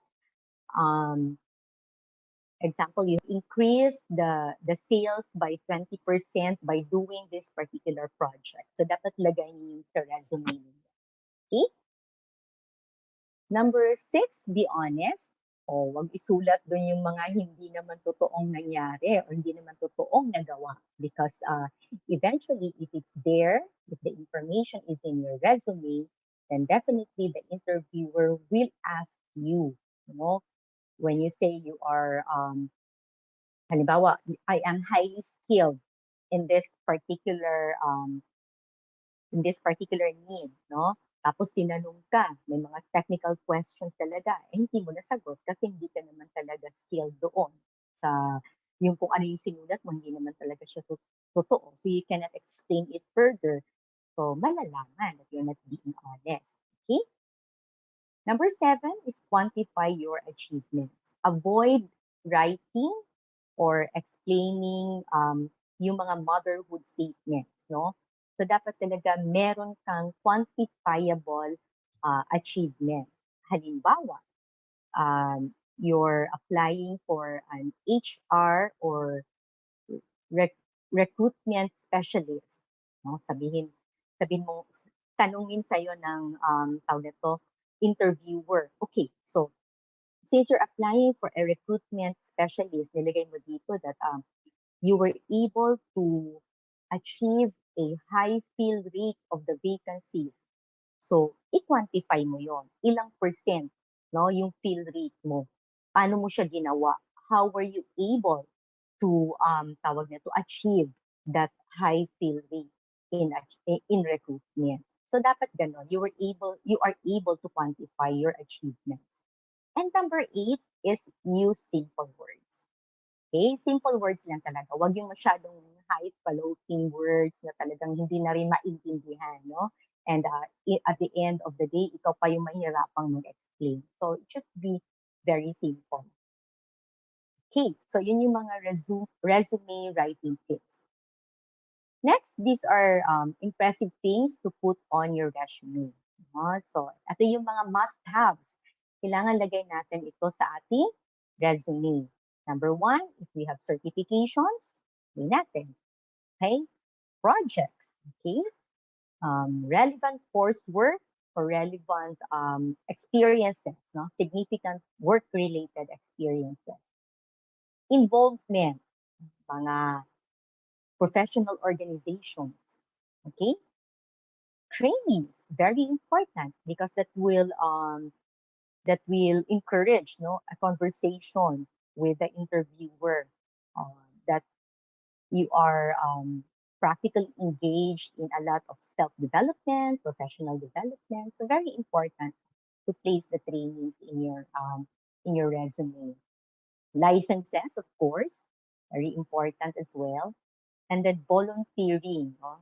Kasi itong volunteering, that would somehow show the interviewer or the HR manager, the talent acquisition manager, that the things that you are passionate about, no? The things that you would want to do, kahit hindi ka bayaran, no? Kahit walang sweldo, you are still doing these things. So you still volunteer to do these things. So that says a lot of things about you. And then number 8, of course, wag nating kakalimutan yung mga competencies and skills, no? Lagay natin yun sa ating resume. So these are the must-haves or the things that you need to put on your resume. Okay, so these are just an examples, no, of resumes. I labeled it 2, like we have the freshers or the fresh grads, and then the comprehensive resume. So kanina na-mention din ni Sir Freddy na you don't really need, no, to place your photo on your resume. Depende naman siya. You can either place it or pwede rin hindi. But it's not really a requirement.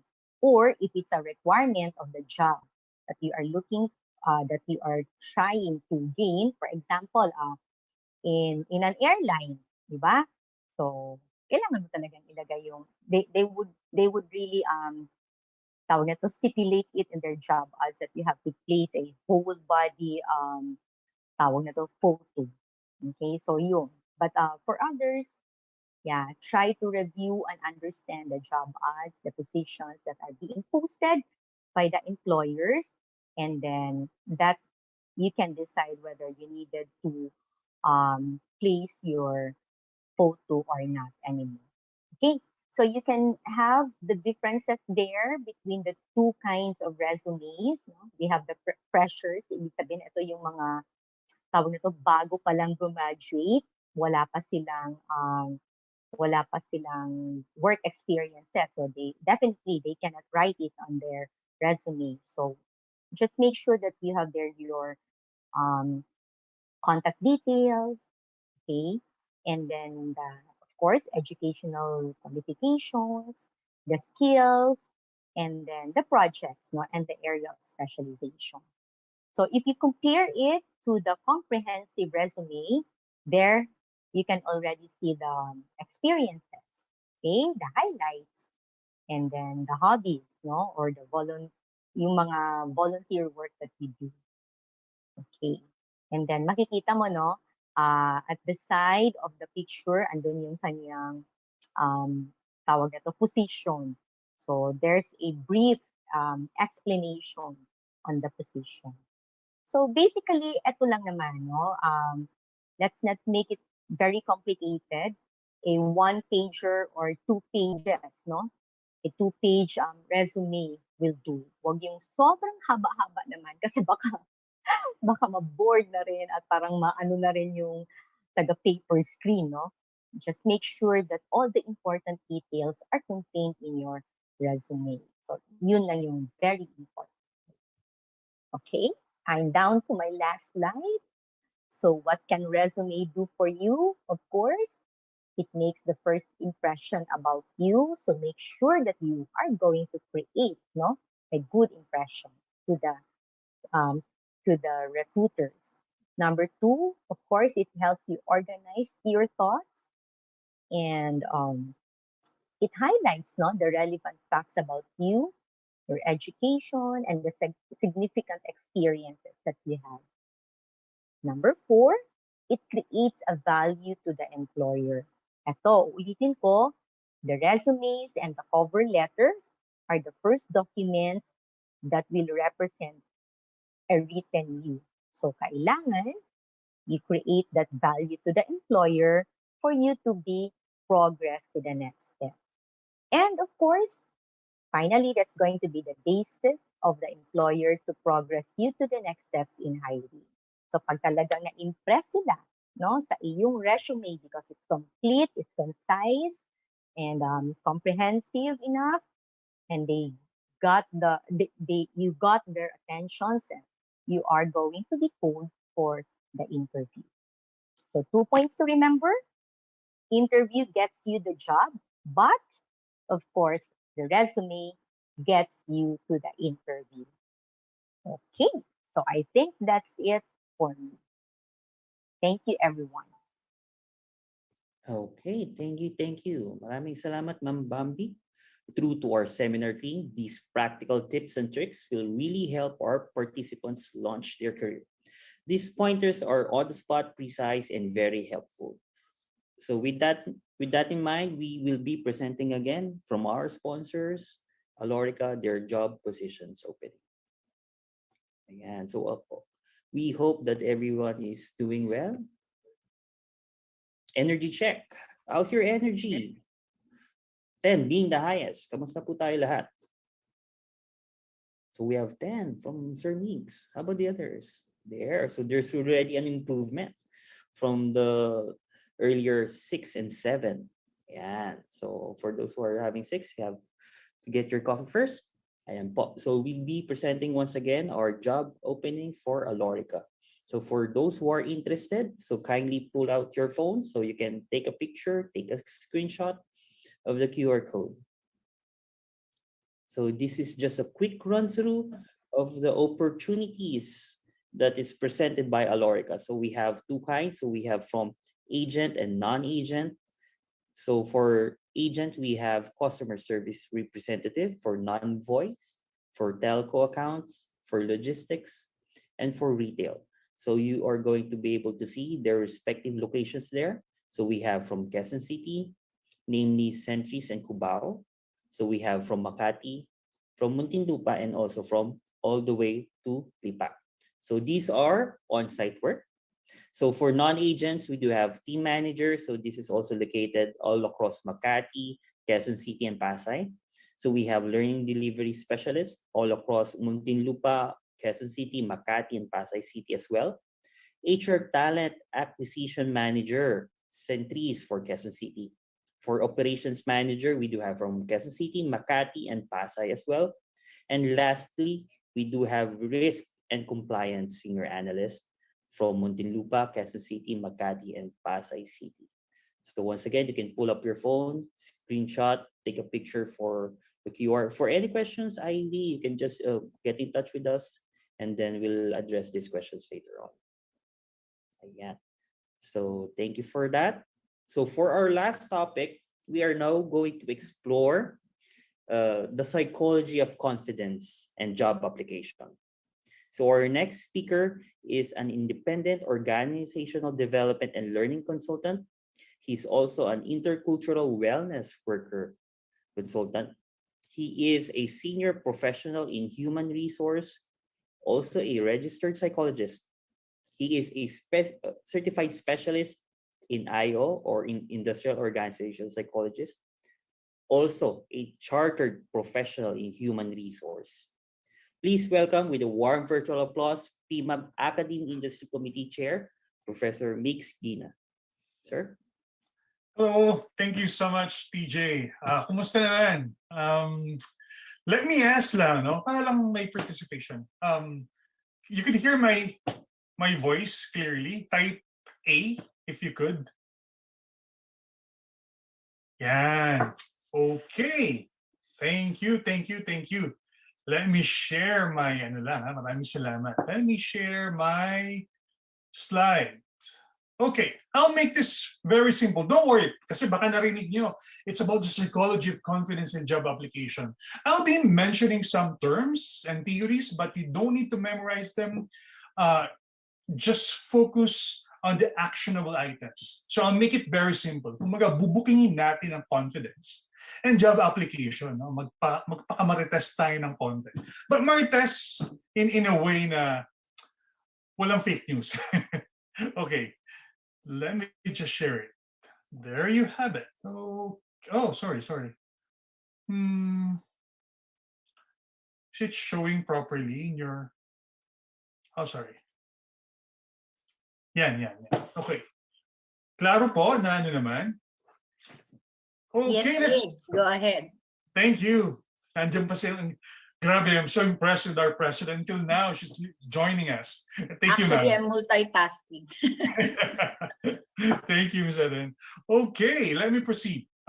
Let's talk about confidence. Bukingin natin ang confidence. When you say confidence, it has two elements. No?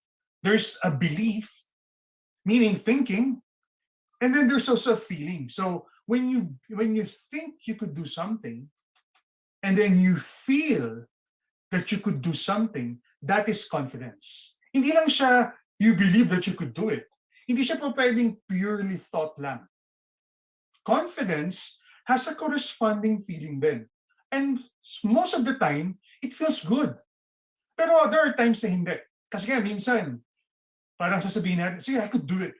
Pero parang there are doubts. So not all the time na may reward kang nararamdaman. But there's a feeling. It could be, nervous ka ng konti, but still your brain tells you, I can do it. I know how to do it. That is confidence. So dapat pareho, no? There's a belief, you're thinking that you do it, that you'll be able to stand in front of people and say something. That is confidence. Okay. Yan. Don't worry about the brain. Kailangan ko lang explain to, no? Confidence, hindi ibig sabihin there are no doubts. There's no such a thing. No? So kahit sino pang super confident tao, that doesn't mean wala siyang takot or fear. Lahat meron. But I need to tell you this. So this is not psychology, this is neuroscience because I'm also taking neuroscience. Yung kapag tinanong niyo ako, where is it coming ba? Bro, yung confidence. It's actually coming from your prefrontal cortex. Hawakan niyo tong yung noon yung to, no? Sa likod niyan, yan yung big boss or the executive part of the brain. Siya yung laging nag-iisip, nagsusolve ng problem. Part of it, meron siyang forget about the ventromedial prefrontal cortex. But actually, that's where they could find, kung they would associate confidence there. Dun sa, nasa pinakalikod siya ng prefrontal cortex. Especially the psychology students, alam mo nito. Kung di kayo psych, okay lang. You don't need to memorize this. But I'm just telling you, it's emanating something in your brain is controlling confidence. So, pero kung makikita nyo, the part that controls it is the one that thinks, that solves problem, that could analyze. Siya yun, no? Pero may ka-competition siya minsan pag nai-stress kayo. Yun yung limbic system. That's the part of the brain naman na nagko-control ng stress. And usually, nervyoso yan. Overacting yan. Masyadong OA yan. Minsan parang dagalang, parang ang laking issue sa kanya. Parang leon na nakikita niya.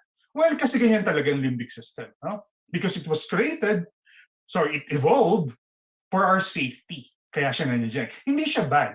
Bad lang siya when you don't control it properly, when you don't manage it properly. So I just shared it with you that doubts and fear can be present, but you can regulate them. Through, when you think na sasabihin mo, okay, kaya ko to, yung kinakatakutan ko, iniisip ko lang to. Because even if you're confident, sometimes mafe-feel mo yung doubt, yung fear. No? Okay. It's not fixed. So sa mga nakikinig sa akin ngayon, mahihiyain ako, sir. I usually hide and shy away from people. That's fine. If you're listening to me now, walang taong pinanganak na confident ka agad. There's no such a person. We build our confidence. Parang nga siya muscle. So kung this very moment you're listening to me and you're a shy person, laging you're a type of learner na lurker, di ba sa online, laging nakatago, patingin-tingin lang, no? It's fine. The good news is you could practice it and you could build it. Okay. One thing you need to know about confidence, the psychology of confidence, alam nyo, confidence magnifies thoughts. Ganito siya kagaling. When you are confident, although hindi natin ma-illustrate sa brain, no? In your brain, if you're confident that kaya ko to, o sabihin natin takot ka kahapon, pero sabi mo, hindi, I know I could do it, I know I could do it, I could do it, I could do it, and you're doing that. Kapag ganun ang ginagawa nyo, it becomes a mindset. So it becomes a belief. No? At kapag sinasabi mo sa sarili, I could do it, your brain magnifies thoughts. Problema lang dito, negative, positive. Pwedeng kapag confident ka na gawin ng masama, gagawin mo nga. Kaya for people who are about to commit suicide, hindi namin masyadong hina-highlight yun. But when it comes to positive things, like I could speak, I could ask my question, I want my voice to be heard sa webinar na to. Sample lang. Kapag yun ang ginawa mo, your brain magnifies the thought that you could do it. At kapag magnify niya yung thought, mas the probability of you doing it is higher. Lalo mo siyang gagawin. So kung positibo yun, na okay, mag-a-apply ako or sasagot ako sa answer, sasagot ako sa question, I'll share my answer, mas gagawin ng brain.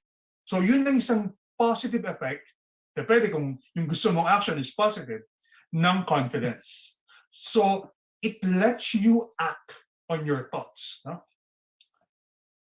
Sorry. Are you saying the same thing? Nag-ano lang siya. Okay, anyway. How do you enhance it? So tinatanong niyo ako, paano, sir?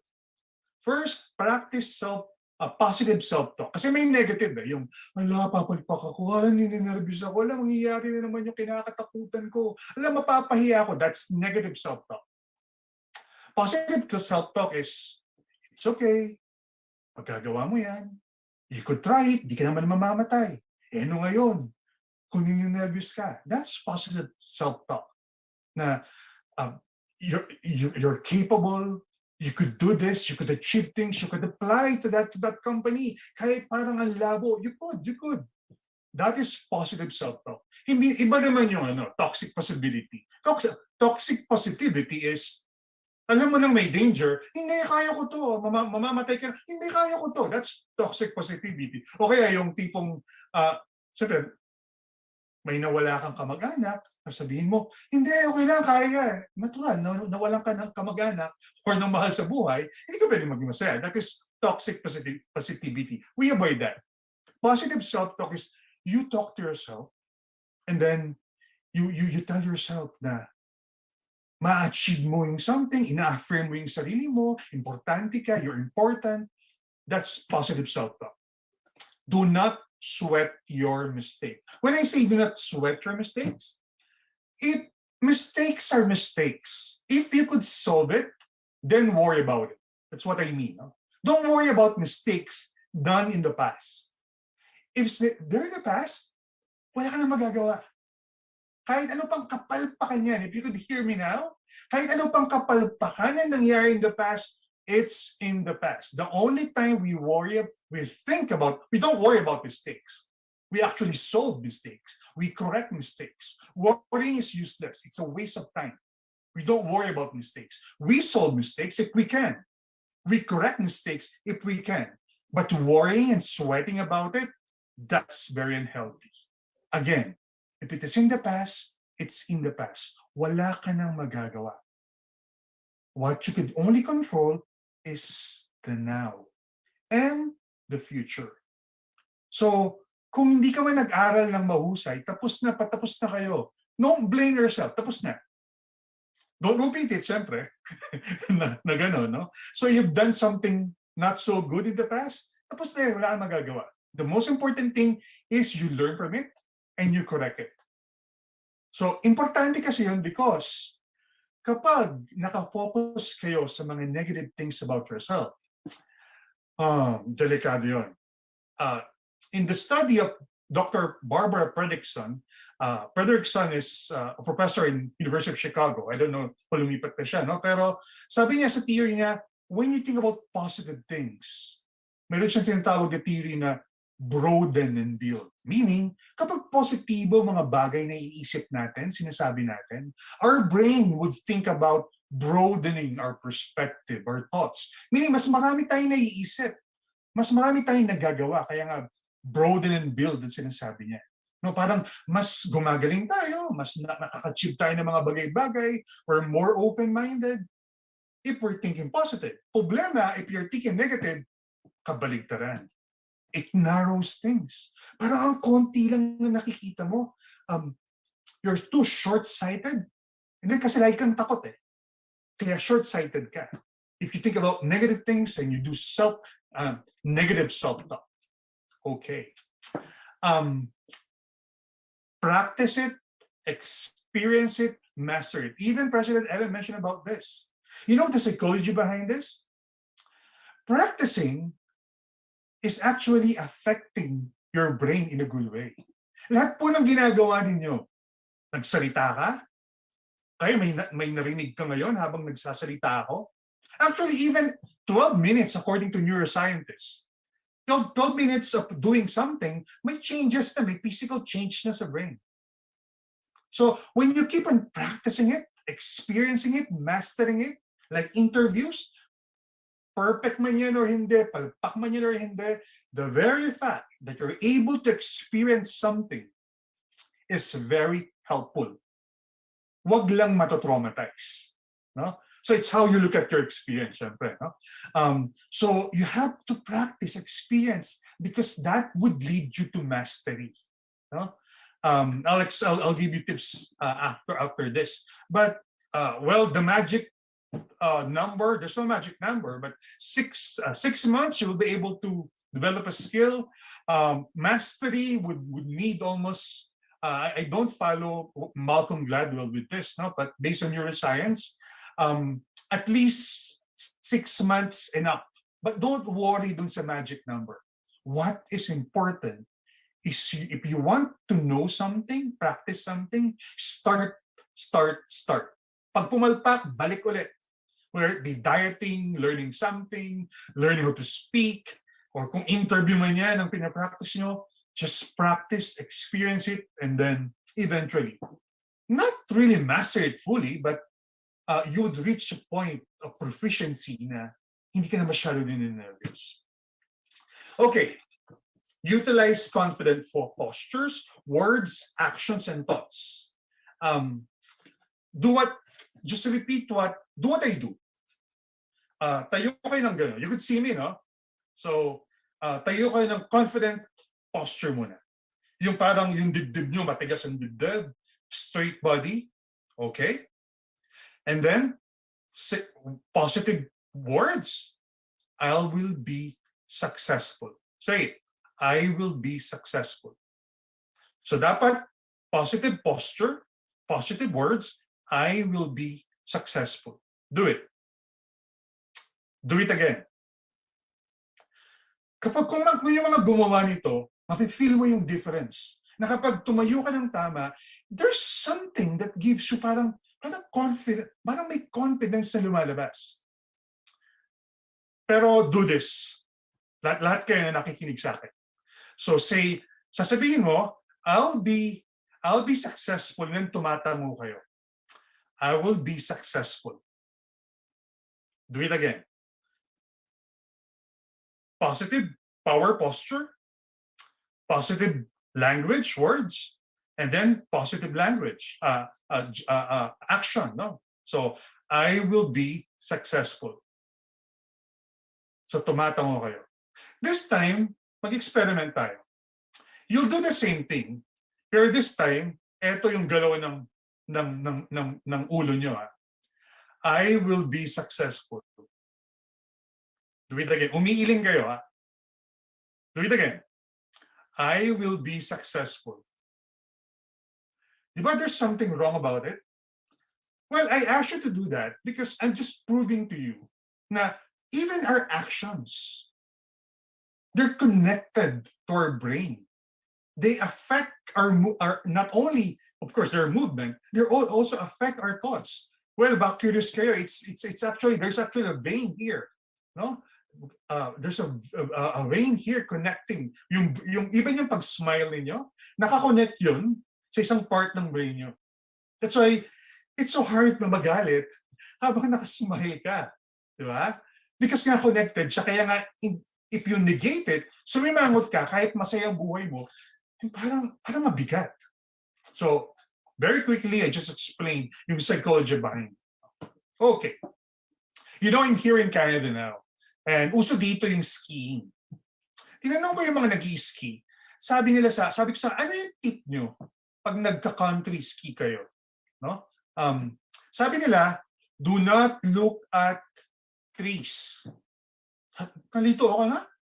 Di ba daming tree kapag nag-ski sa mountain? Pero sabi niya, do not look at trees. Only look at the path. Kasi the more pala, the look at trees, the more nababangga ka sa trees. I'll say it again. The more you look at the trees, mas bumabangga ka sa trees. Well, it captures yung psychology, no? ng positive thinking. So if you think of the problem, if you focus on the problem, mas dun ka pupunta. But focus on the path. No? Kung saan, ano bang gagawin mo? I'm not asking you to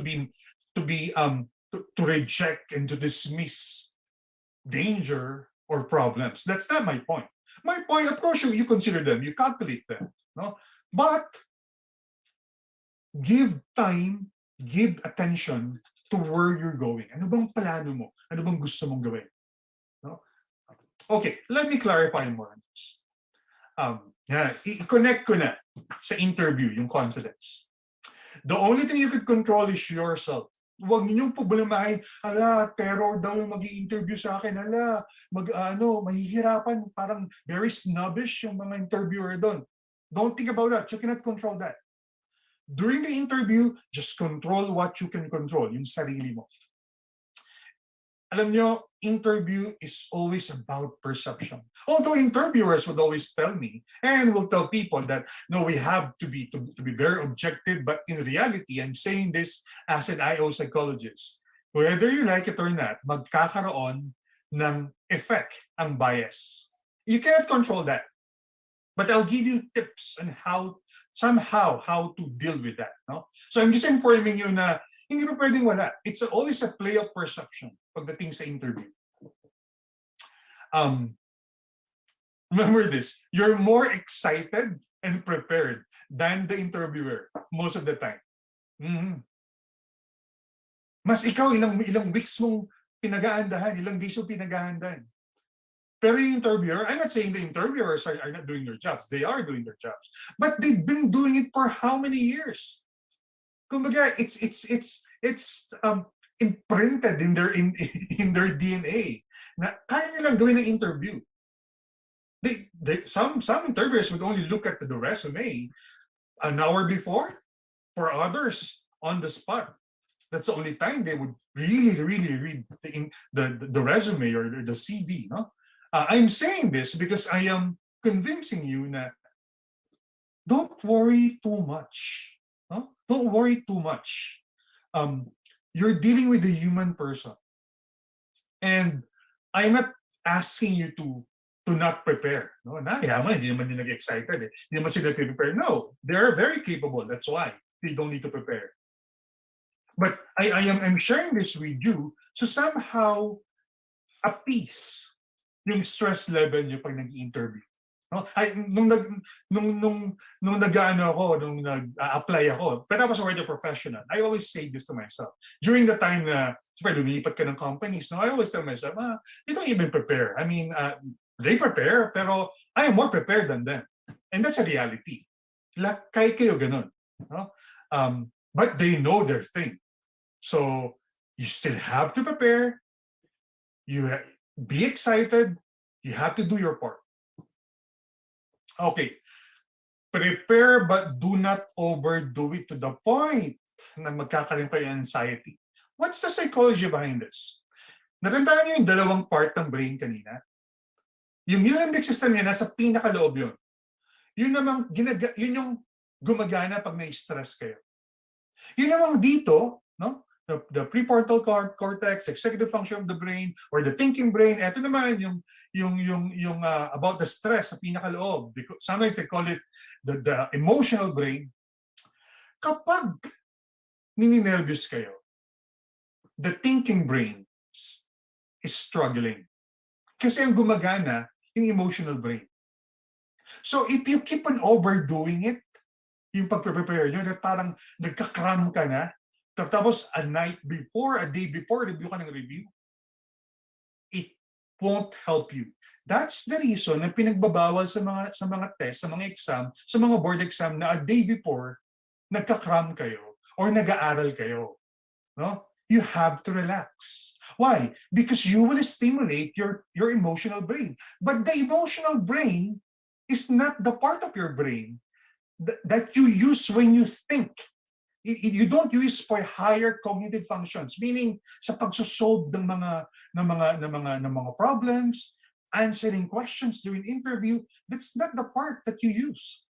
The one that's actually being used, being utilized kapag ini-interview ka is the frontal, is the thinking brain, the frontal lobe, specifically the executive function of the brain. So kaya nga pag ninervous ka, nasabi nyo, na mental block ako. It's because ninervous ka, so ang mas active sa'yo, yung emotional brain. Yung part din na nagko-control to stress, yun. So, do not overdo it to the point na maging anxious kayo because it would affect your performance in brain's language. If you keep on overdoing it, to the point of being anxious, you're just stimulating your emotional brain. And you are actually disturbing the thinking brain. But your brain is not simple as that. No, hindi po siya ganun. Very complicated the brain. You just have to use those words because those are multiple parts of the brain. So, okay. Avoid memorizing canned answers. Why? Because if you memorize canned answers, the problem is that it will give you more stress. Kasi binemorize mo and then nagkamali ka, oops, then maiinis ka, mapupustrate ka, or without you knowing it, you're not stressed. I mean, you're not upset, but your body language would show it that, oops, hindi ko nagawa yung dapat kong gawin. So do not memorize canned answers. Stories, they're very powerful. You know what? Because we like people who are similar to us. Alam niyo yung experience na nagkukwentuhan kayo magkakabarkada. Tapos may sinabi siya, alam mo, kumain ako dun sa ang sarap-sarap nung cheesecake. O sabihin natin, yung cake. Eh, biglang yung kausap mo, nagpunta rin doon. Dahil biglang makikita yung mata niya, ay, oo, totoo yan, bro. Diba? We love similarities. We love people who are like us. And how can you do that in an interview? Stories. Actually, stories are also powerful. So first, you could use stories to show that you're similar to the interviewer para mas maging, well, it would increase the chance na magugusto, na positive ang feeling niya habang sumasagot ka. That's one. Second is, when you're using stories, it's like a music in their ear. Sino naman ang makikinig sa parang canned answers? Parang ang sakit sa tenga nun. Or, mag-i-start ka pa lang, yung mga canned answers are parang, well, motherhood statements, parang Miss Universe answers, for world peace. Be careful with those. It's better to tell story. Kung sabihin mo na, when I was working part-time, I had this experience po of having a problem while doing the job, and this is what I did, no? And that's a story. Mas masarap pakinggan yun. Why? Because wala pang civilization. We're all cave dwellers. We're already using stories. So wala pang civilization, nakatago pa sa mga kuweba at nakakit pa sa mga puno ang mga tao. They are already using stories. So it's in our DNA. No? Okay. Before the interview, practice managing your emotions. This is very simple. Remember the word T. T for thought, E for emotion, A for action. If you're a psychology student, you know this. This is cognitive psychology. First, you manage your thought so you could manage your emotion. And then your emotion would affect your action. Hindi pa pwedeng pagkagising mo, hindi, magaling ako, mawawala yung nervous ko. The easiest way to manage your emotion is to change what you're thinking. Kung ini-interview ka, ninervous ka, or papasok ka sa interview room, ninervous ka na. We could think na, okay, talk to yourself, stop, huwag mong isipin yan, para makontrol mo yung emotion mo. So, manage your emotions. Days before, a week before, kung may nararamdaman ka, deal with it. Hindi pa pwedeng you shake it off. No? Hindi yung tama. If you're experiencing certain emotion, whether dahil sa sweetie pie mo, shota mo, or labidudes mo, siopay, siomaw, kung naman tawag yun sa kanya, ano ba uso ngayon? Family issues, work issues, or you as a student, no? If you want to manage your emotions, manage your thoughts, paano ma-manage ang emotions? It's very important na ma-manage natin sila. Why? Kasi if you're not aware of them, and you're not aware that you're not managing them, that's the time they wreak real problems sa buhay. Actually, this is basic in psychology. No? Pag may nararamdaman kayo, hindi mo pwedeng sabihin, hindi, hayaan ko yan. Don't do that. No? Kung nire-nervous ka, you have to recognize nire-nervous ka. That's the only time you're able to manage it. Because how can you manage something that you're not even recognizing if that's an emotion? But anyway, I don't want to go deeper into that. But my point is, practice managing your emotion. You can start by accepting that feeling nervous, feeling fearful is very natural. Normal po yun. Walang problema doon. Then you'll be able to manage it. Don't shake it off. Parang gusto mong alisin sa katawan mo. It's not working. The more nayayakapin ka ng emotion. So, you recognize it. Simple lang yan. You recognize it, so you will be able to manage it. To put it very, very simple na lang sa inyo. Okay. This is very, very important. Do not aim for the job pag nag-i-interview kayo. Why? Because if you aim for the job na kailangan ko na to kasi mapapagalitan na ako sa mamshi ko, or kay popshi ko, magagalitan na ako dahil nakatambay ako, no? Something like that. Or naka-5 interview na ako, mga kaibigan ko, classmates ko, may work na ako, wala pa, kailangan makuha ko na to. If you do that, you are actually pressuring yourself. And what part of the brain are you stimulating? The emotional brain. Pero ano kayang gawin ng emotional brain? Syempre, emotional siya, OA siya. It cannot help you during the interview. Yung thinking brain, no? Yung part ng prefrontal lobe, yung nandito, executive function of the brain, yun ang tutulong tayo to answer your questions and to answer the interview questions. So, do not aim for the job kasi pinapressure mo yung sarili mo. Just go through the experience. Positive, negative, go through the experience. Huwag mong i-pressure yung sarili mo. Aim for being relaxed. Yun ang target mo. Yun ang isipin mo, kailangan relax ako. Kailangan relax ako para masagot ko yung mga tanong. Yun ang i-target mo. Kasi yun makokontrol mo. Okay. Time check lang po. Nakailang minutes na ako, sorry. Okay. During the interview, the performance starts the moment you approach the building.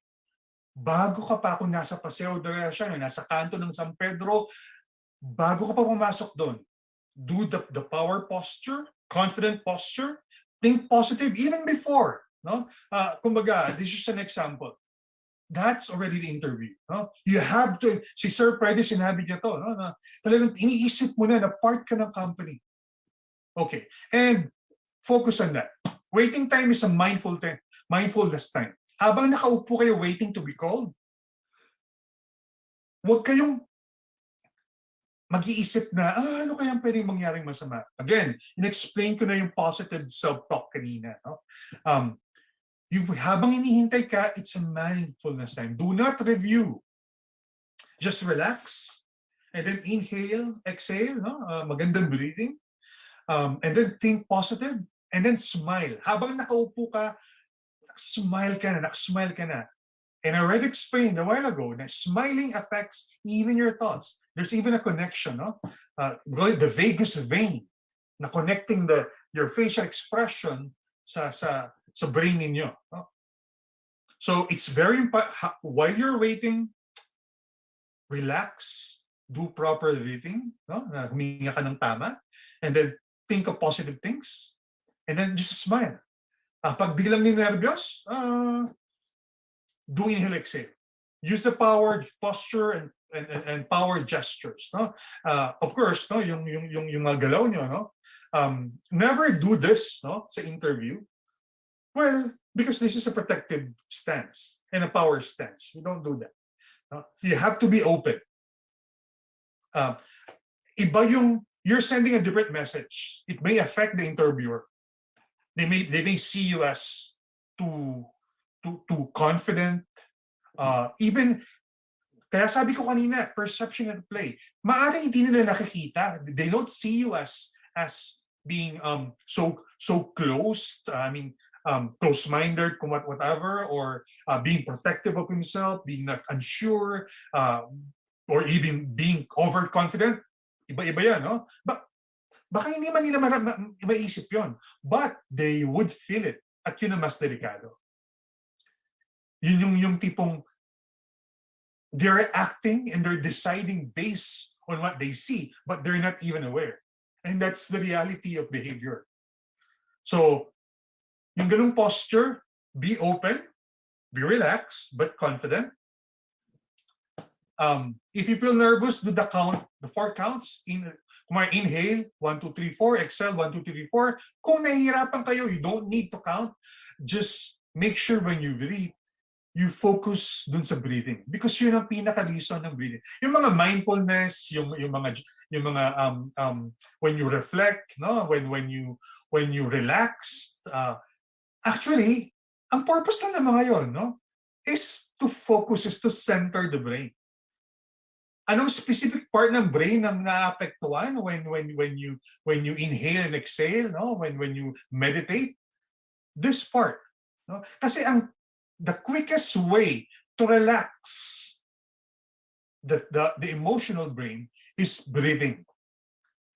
Yun ang pinakamadali. Kasi kahit sino pwedeng gawin yun. So pag ninervous ka, mag-breathe ka lang, mag-inhale, exhale ka ng tama. No? Na hindi nagmamadali, hindi masakit, hindi OA, ma-relax yung emotional brain nyo. Yun din ang ginagawa nyo pag galit na galit kayo, di ba?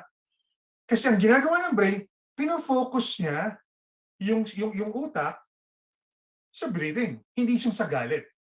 And that's the very psychology behind it, and the neurology and the neuroscience behind it. No? So kapag ninervous ka, even kapag galit ka, or for any intense emotion, do the breathing para mag-focus, para magpahinga siya ng konti, no? To pacify the emotional brain, and then magagamit mo yung thinking brain. So do that during the interview kung ninervous ka. As and use the interviewer's name, well, it's very important. Sabi ko nga kanina, they feel good kapag pareho kayo. Similarity attraction effect. This is a theory. Don't need to research it. Ang sinasabi ko lang, kasi bawal ang fake news, hindi ko in-invento to, no?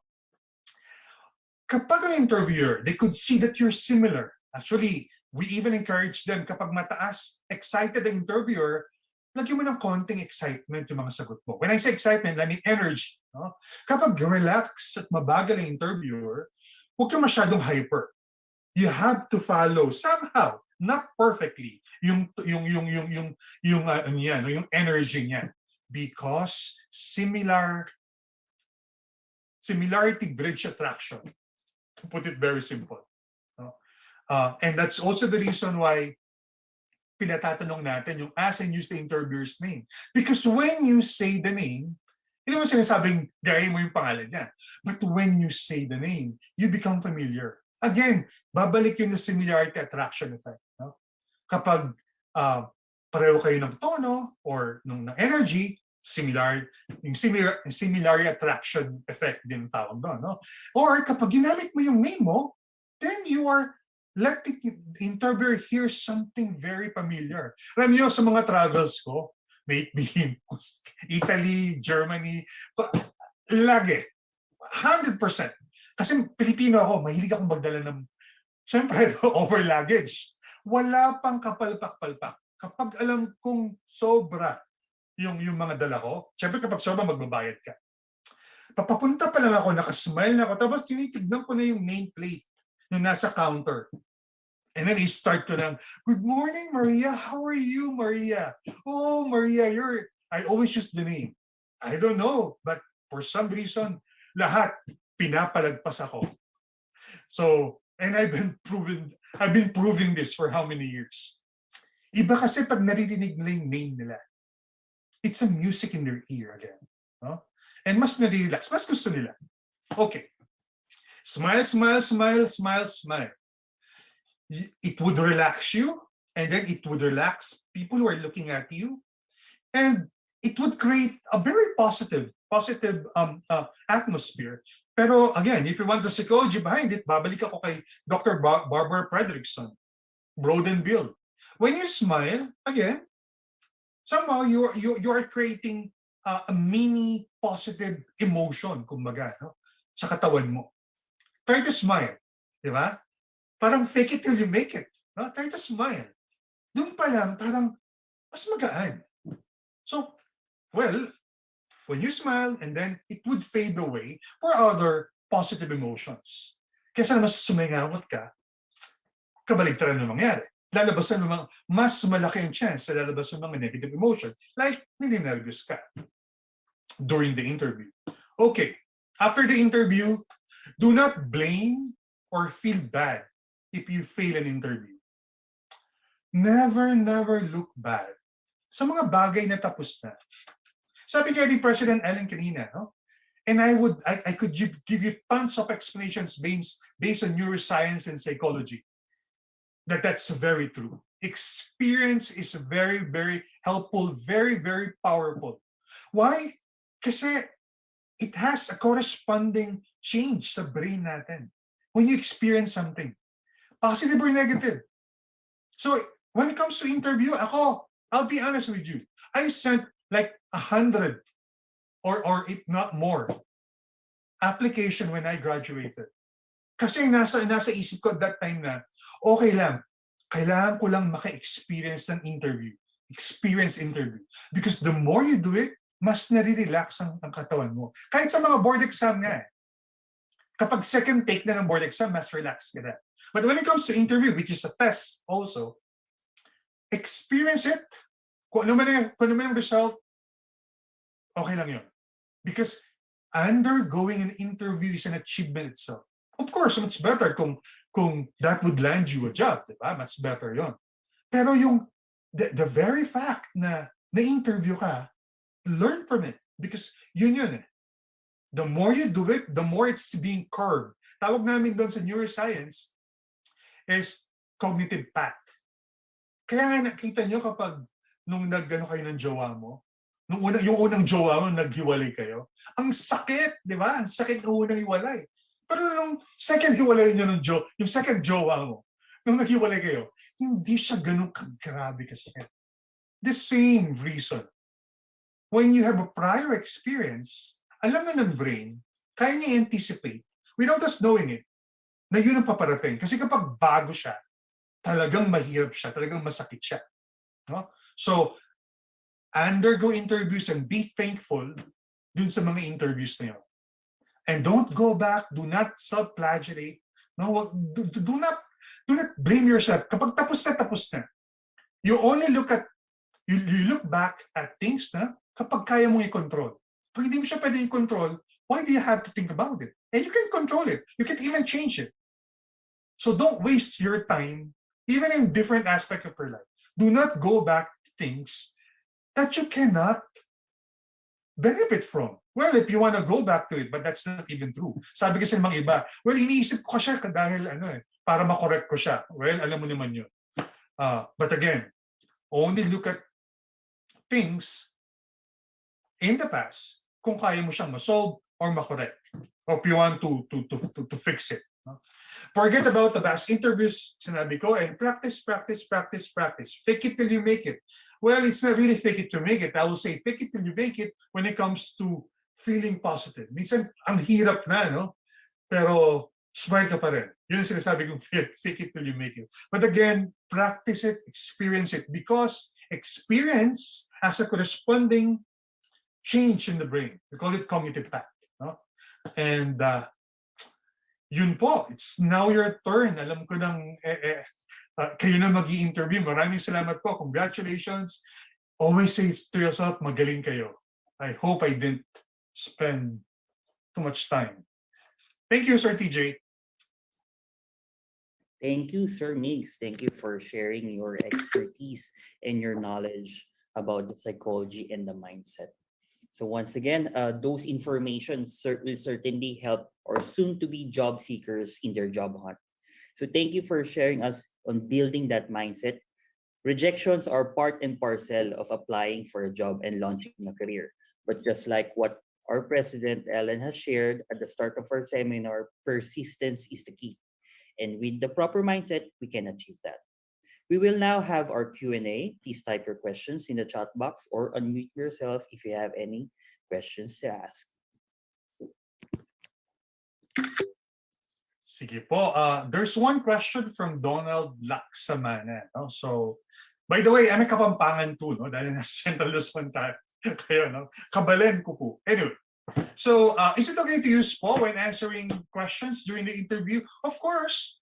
That's fine. Actually, even when it comes to language, do not focus too much on, again, this is because I'm also an HR consultant. No?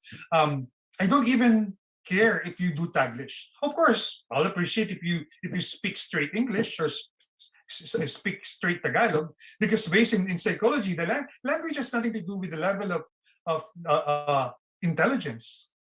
Of course, siyempre, dahil lang in the Philippines, gusto natin English, no? Pero no, it has been proven countless times that whether you're using English or using Tagalog, it doesn't matter.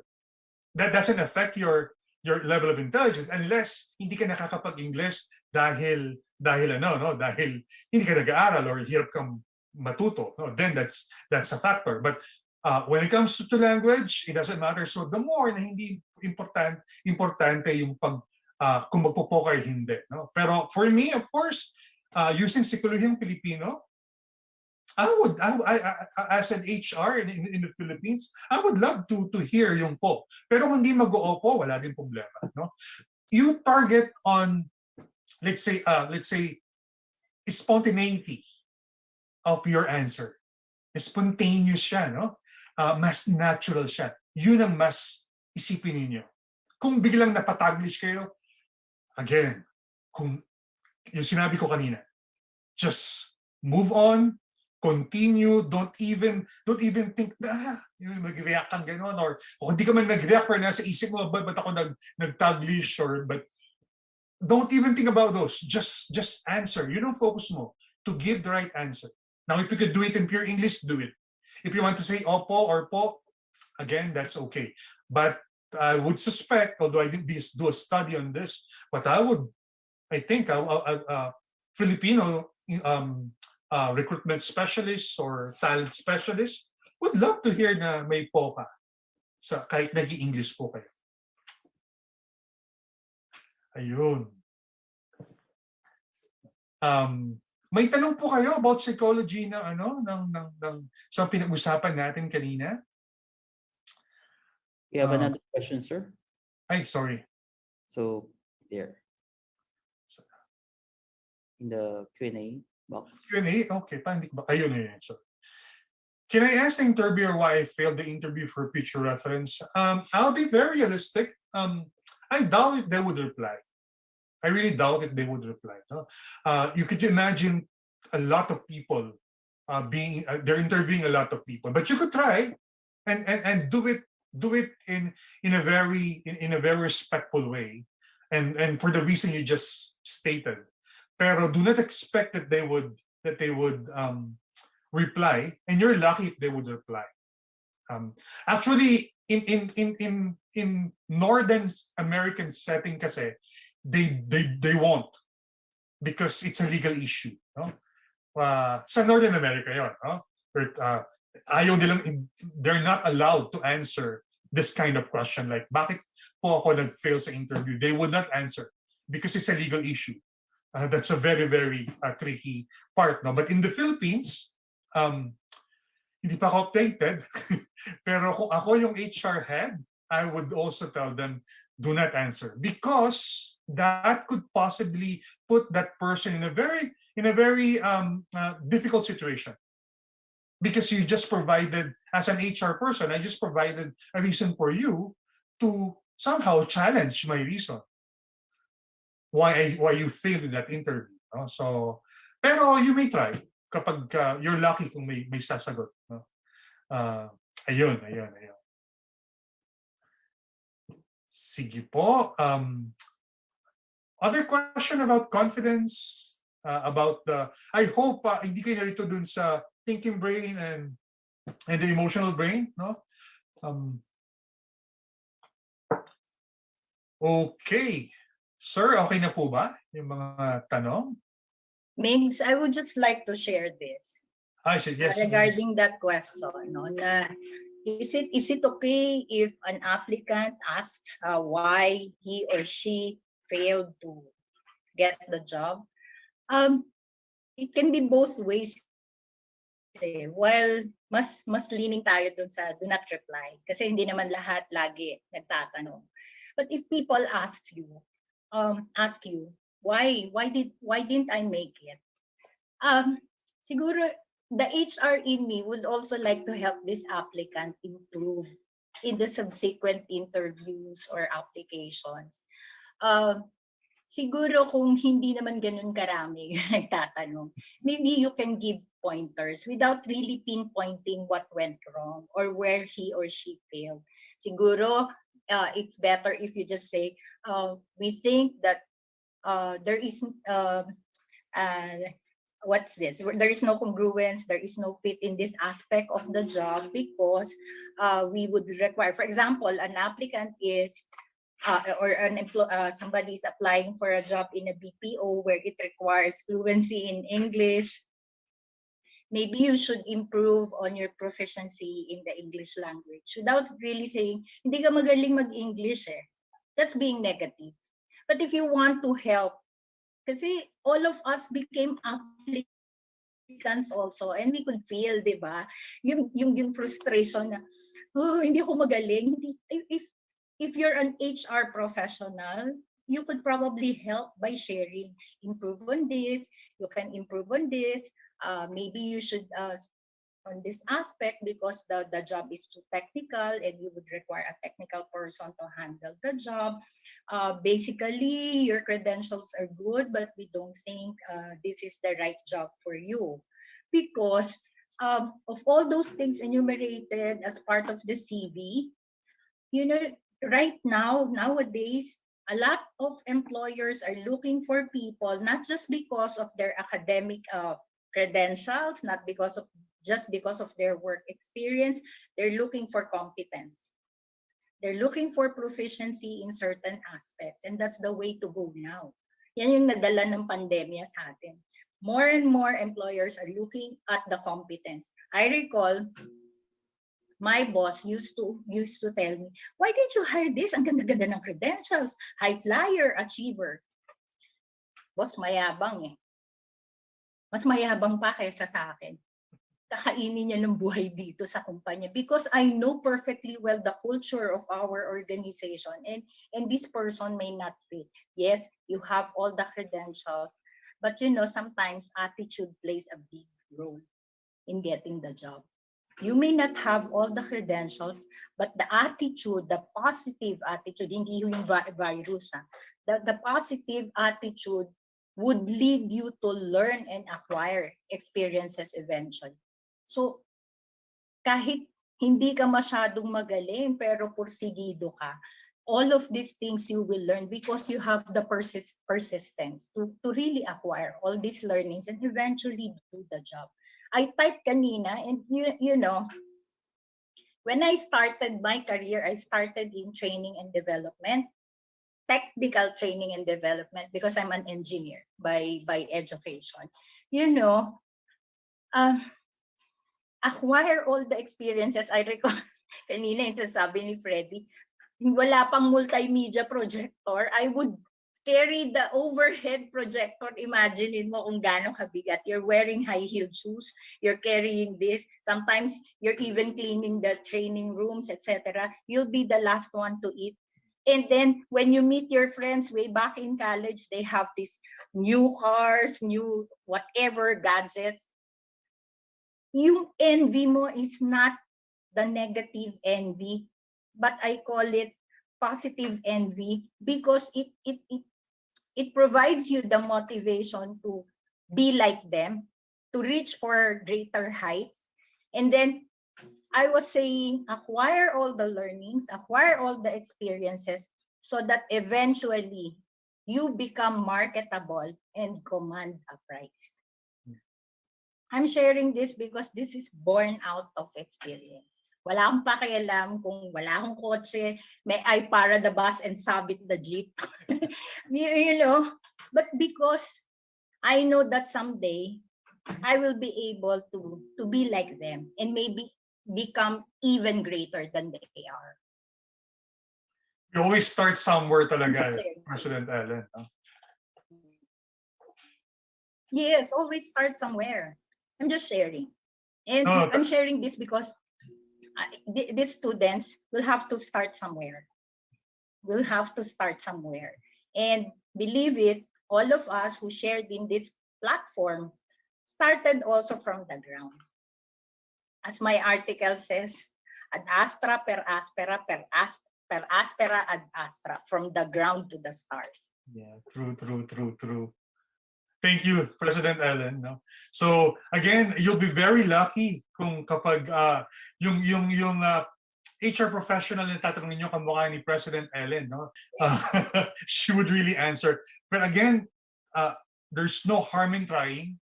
Actually, they would even perceive you in a positive light kapag nagano kayo. Pero huwag kayo masyadong mag-expect kasi baka ma-disappoint kayo. Pero again, there's no harm in trying in asking them. And it's a positive gesture coming from you. It means, kamukha na sabi ni Ms. Ellen, no, na you really want to know what you could do and what you could improve on. No? So, yun po. May tanong pa po? May tanong pa. Nasaan yung tanong nila? Pero ba, Sir TJ? Yes, sir. So far, there's no more questions. So I think we can proceed with the program. Okay. Thank you. So thank you for enlightening us with the questions and also with your life stories, President Ellen and Committee Chair Nick. So before we move on to our next segment, so we in PMAP would like to give thanks and to acknowledge our sponsors. Once again, Alorica Teleservices Incorporated and the Philippine Academy for Aviation Training. Thank you very much for your support.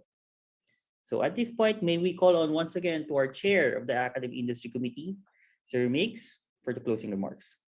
Okay, I'll just make it very quick. So I'll give you a story, mahilig tayo sa story. So kung alam niyo ito, pero yung hindi niyo alam. So may dalawang mag-asawa.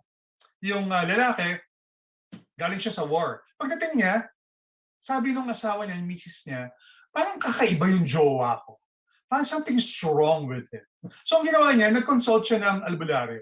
Sa ikapitong bundok pa. So nagpunta sa ikapitong bundok. Nakita niya yung albularyo. Sabi ng albularyo,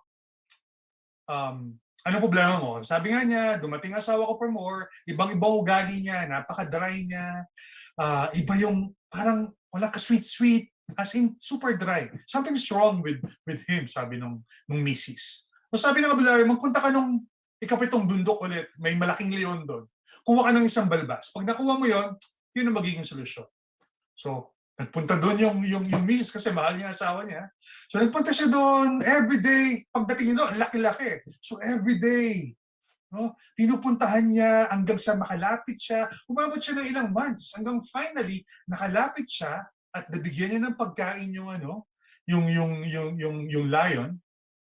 At naging friends sila. And then finally, doon pala niya nakuha yung isang balbas, masakit yun, ng malaking leon. So excited siya, umuwi siya sa bahay. Pagdating sa bahay, linagay niya sa ilalim ng unan. First night, walang pa rin change sa ugali ng asawa niya. Ganun pa rin, very dry. Second, third, fifth, 1 week na, wala pa rin. Aba, umabot ng 2 weeks, walang nangyayari. Nagbalik yung misis sa albularyo. Galit na galit siya. Sabi mo sa akin, kunin ko lang isang balbas ng higanting leon. Yun na yung solusyon sa problema ko sa asawa ko. Grabing sakripisyong ginawa ko. Everyday, dinadala ko ng pagkain yung leon na yun. Inaamo ko siya everyday. Para lang makuha to. Tapos ganito lang, walang effect. Sumagot yung albularyo. Alam mo, misis, ang solusyon sa problema mo, hindi yung mismong pagkuha ng balbas, kundi yung experience mo sa pagpapaamo dun sa higanting leon. Ang point ng albularyo is, yun din ang gawin niya dun sa asawa niya. It means, there's no panacea for things. Kumari ako, yung topic ko kanina, it's a psychology. This is not magic. No? Yung sinabi ni Sir Freddy, yung sharing ni President Ellen, tsaka yung magandang sharing ni Miss Bambi, no? Hindi yung mga magic or parang out of the shelves strategies you could use overnight and then everything is solved. Parang yung experience nung babae, nun sa leon, no? We always start somewhere, sabi nga ni President Ellen, no? Nothing is done overnight. No? Rome was not built in a day.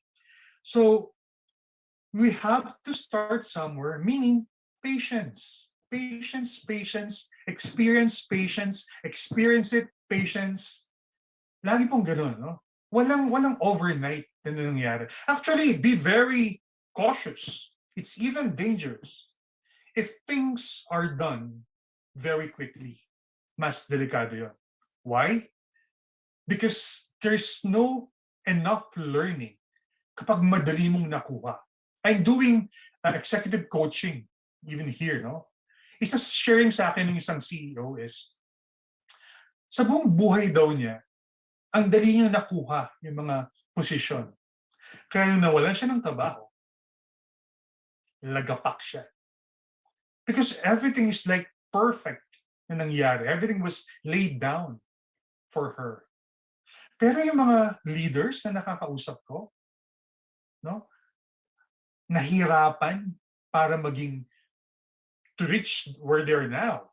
No, yung mga executives, because they've gone through and they experienced so much ups and downs, sila yung mas resilient.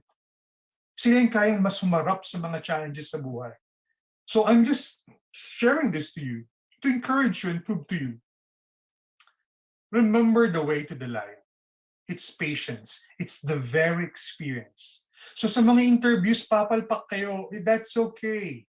And forget about your past experience sa school. Kung dati, kung bumabagsak ka, o sabi, mahihiyain ako, o hindi ako magaling, hindi magandang course ko, forget about those. Just focus on where you are heading to.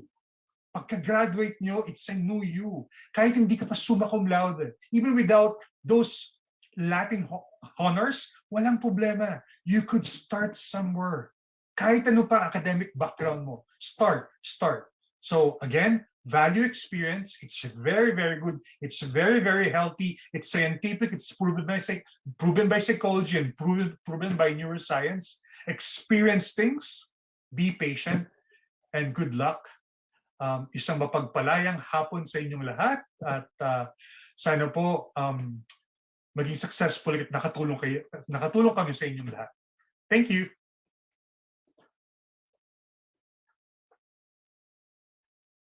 Sorry, TJ. Okay, so thank you once again, Sir Migs, for that wonderful story about sa Leon. So I'll try to do that to my wife as well. Baka gumana. Joke lang po. So once again, so before we end our very wonderful webinar for today, we just want to show yung QR code for those who are interested to apply for the position provided by Alorica. Okay. Maraming salamat. PJ, maraming salamat at maraming salamat kay Chair Migs for organizing this. This is truly a wonderful activity, a wonderful event for our students, especially those who will be graduating.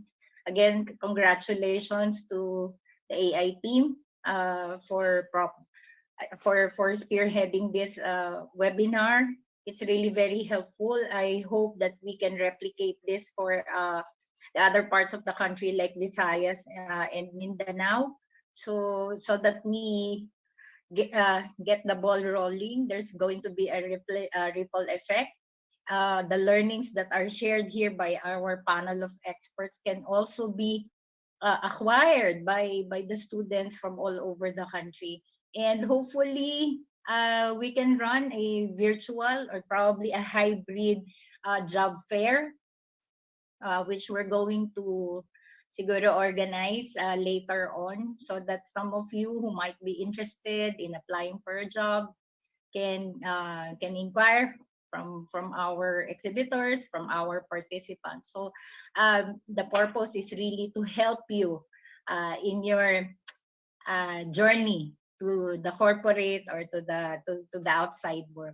Remember this, that whatever learnings you acquired from school, that's just one part.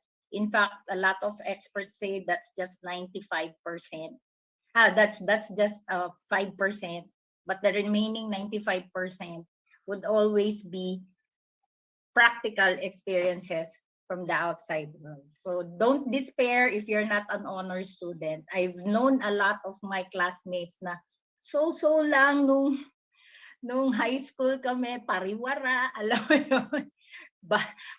Petiks lang, but by God, some of them are in White Plains, in Valle Verde, doing great in their businesses, super yaman. Paano nangyari yun, di ba? So, ano yan diskarte sa buhay yan. Hindi lang yan talino. Use your talino and convert that to diskarte. Magkaiba yun.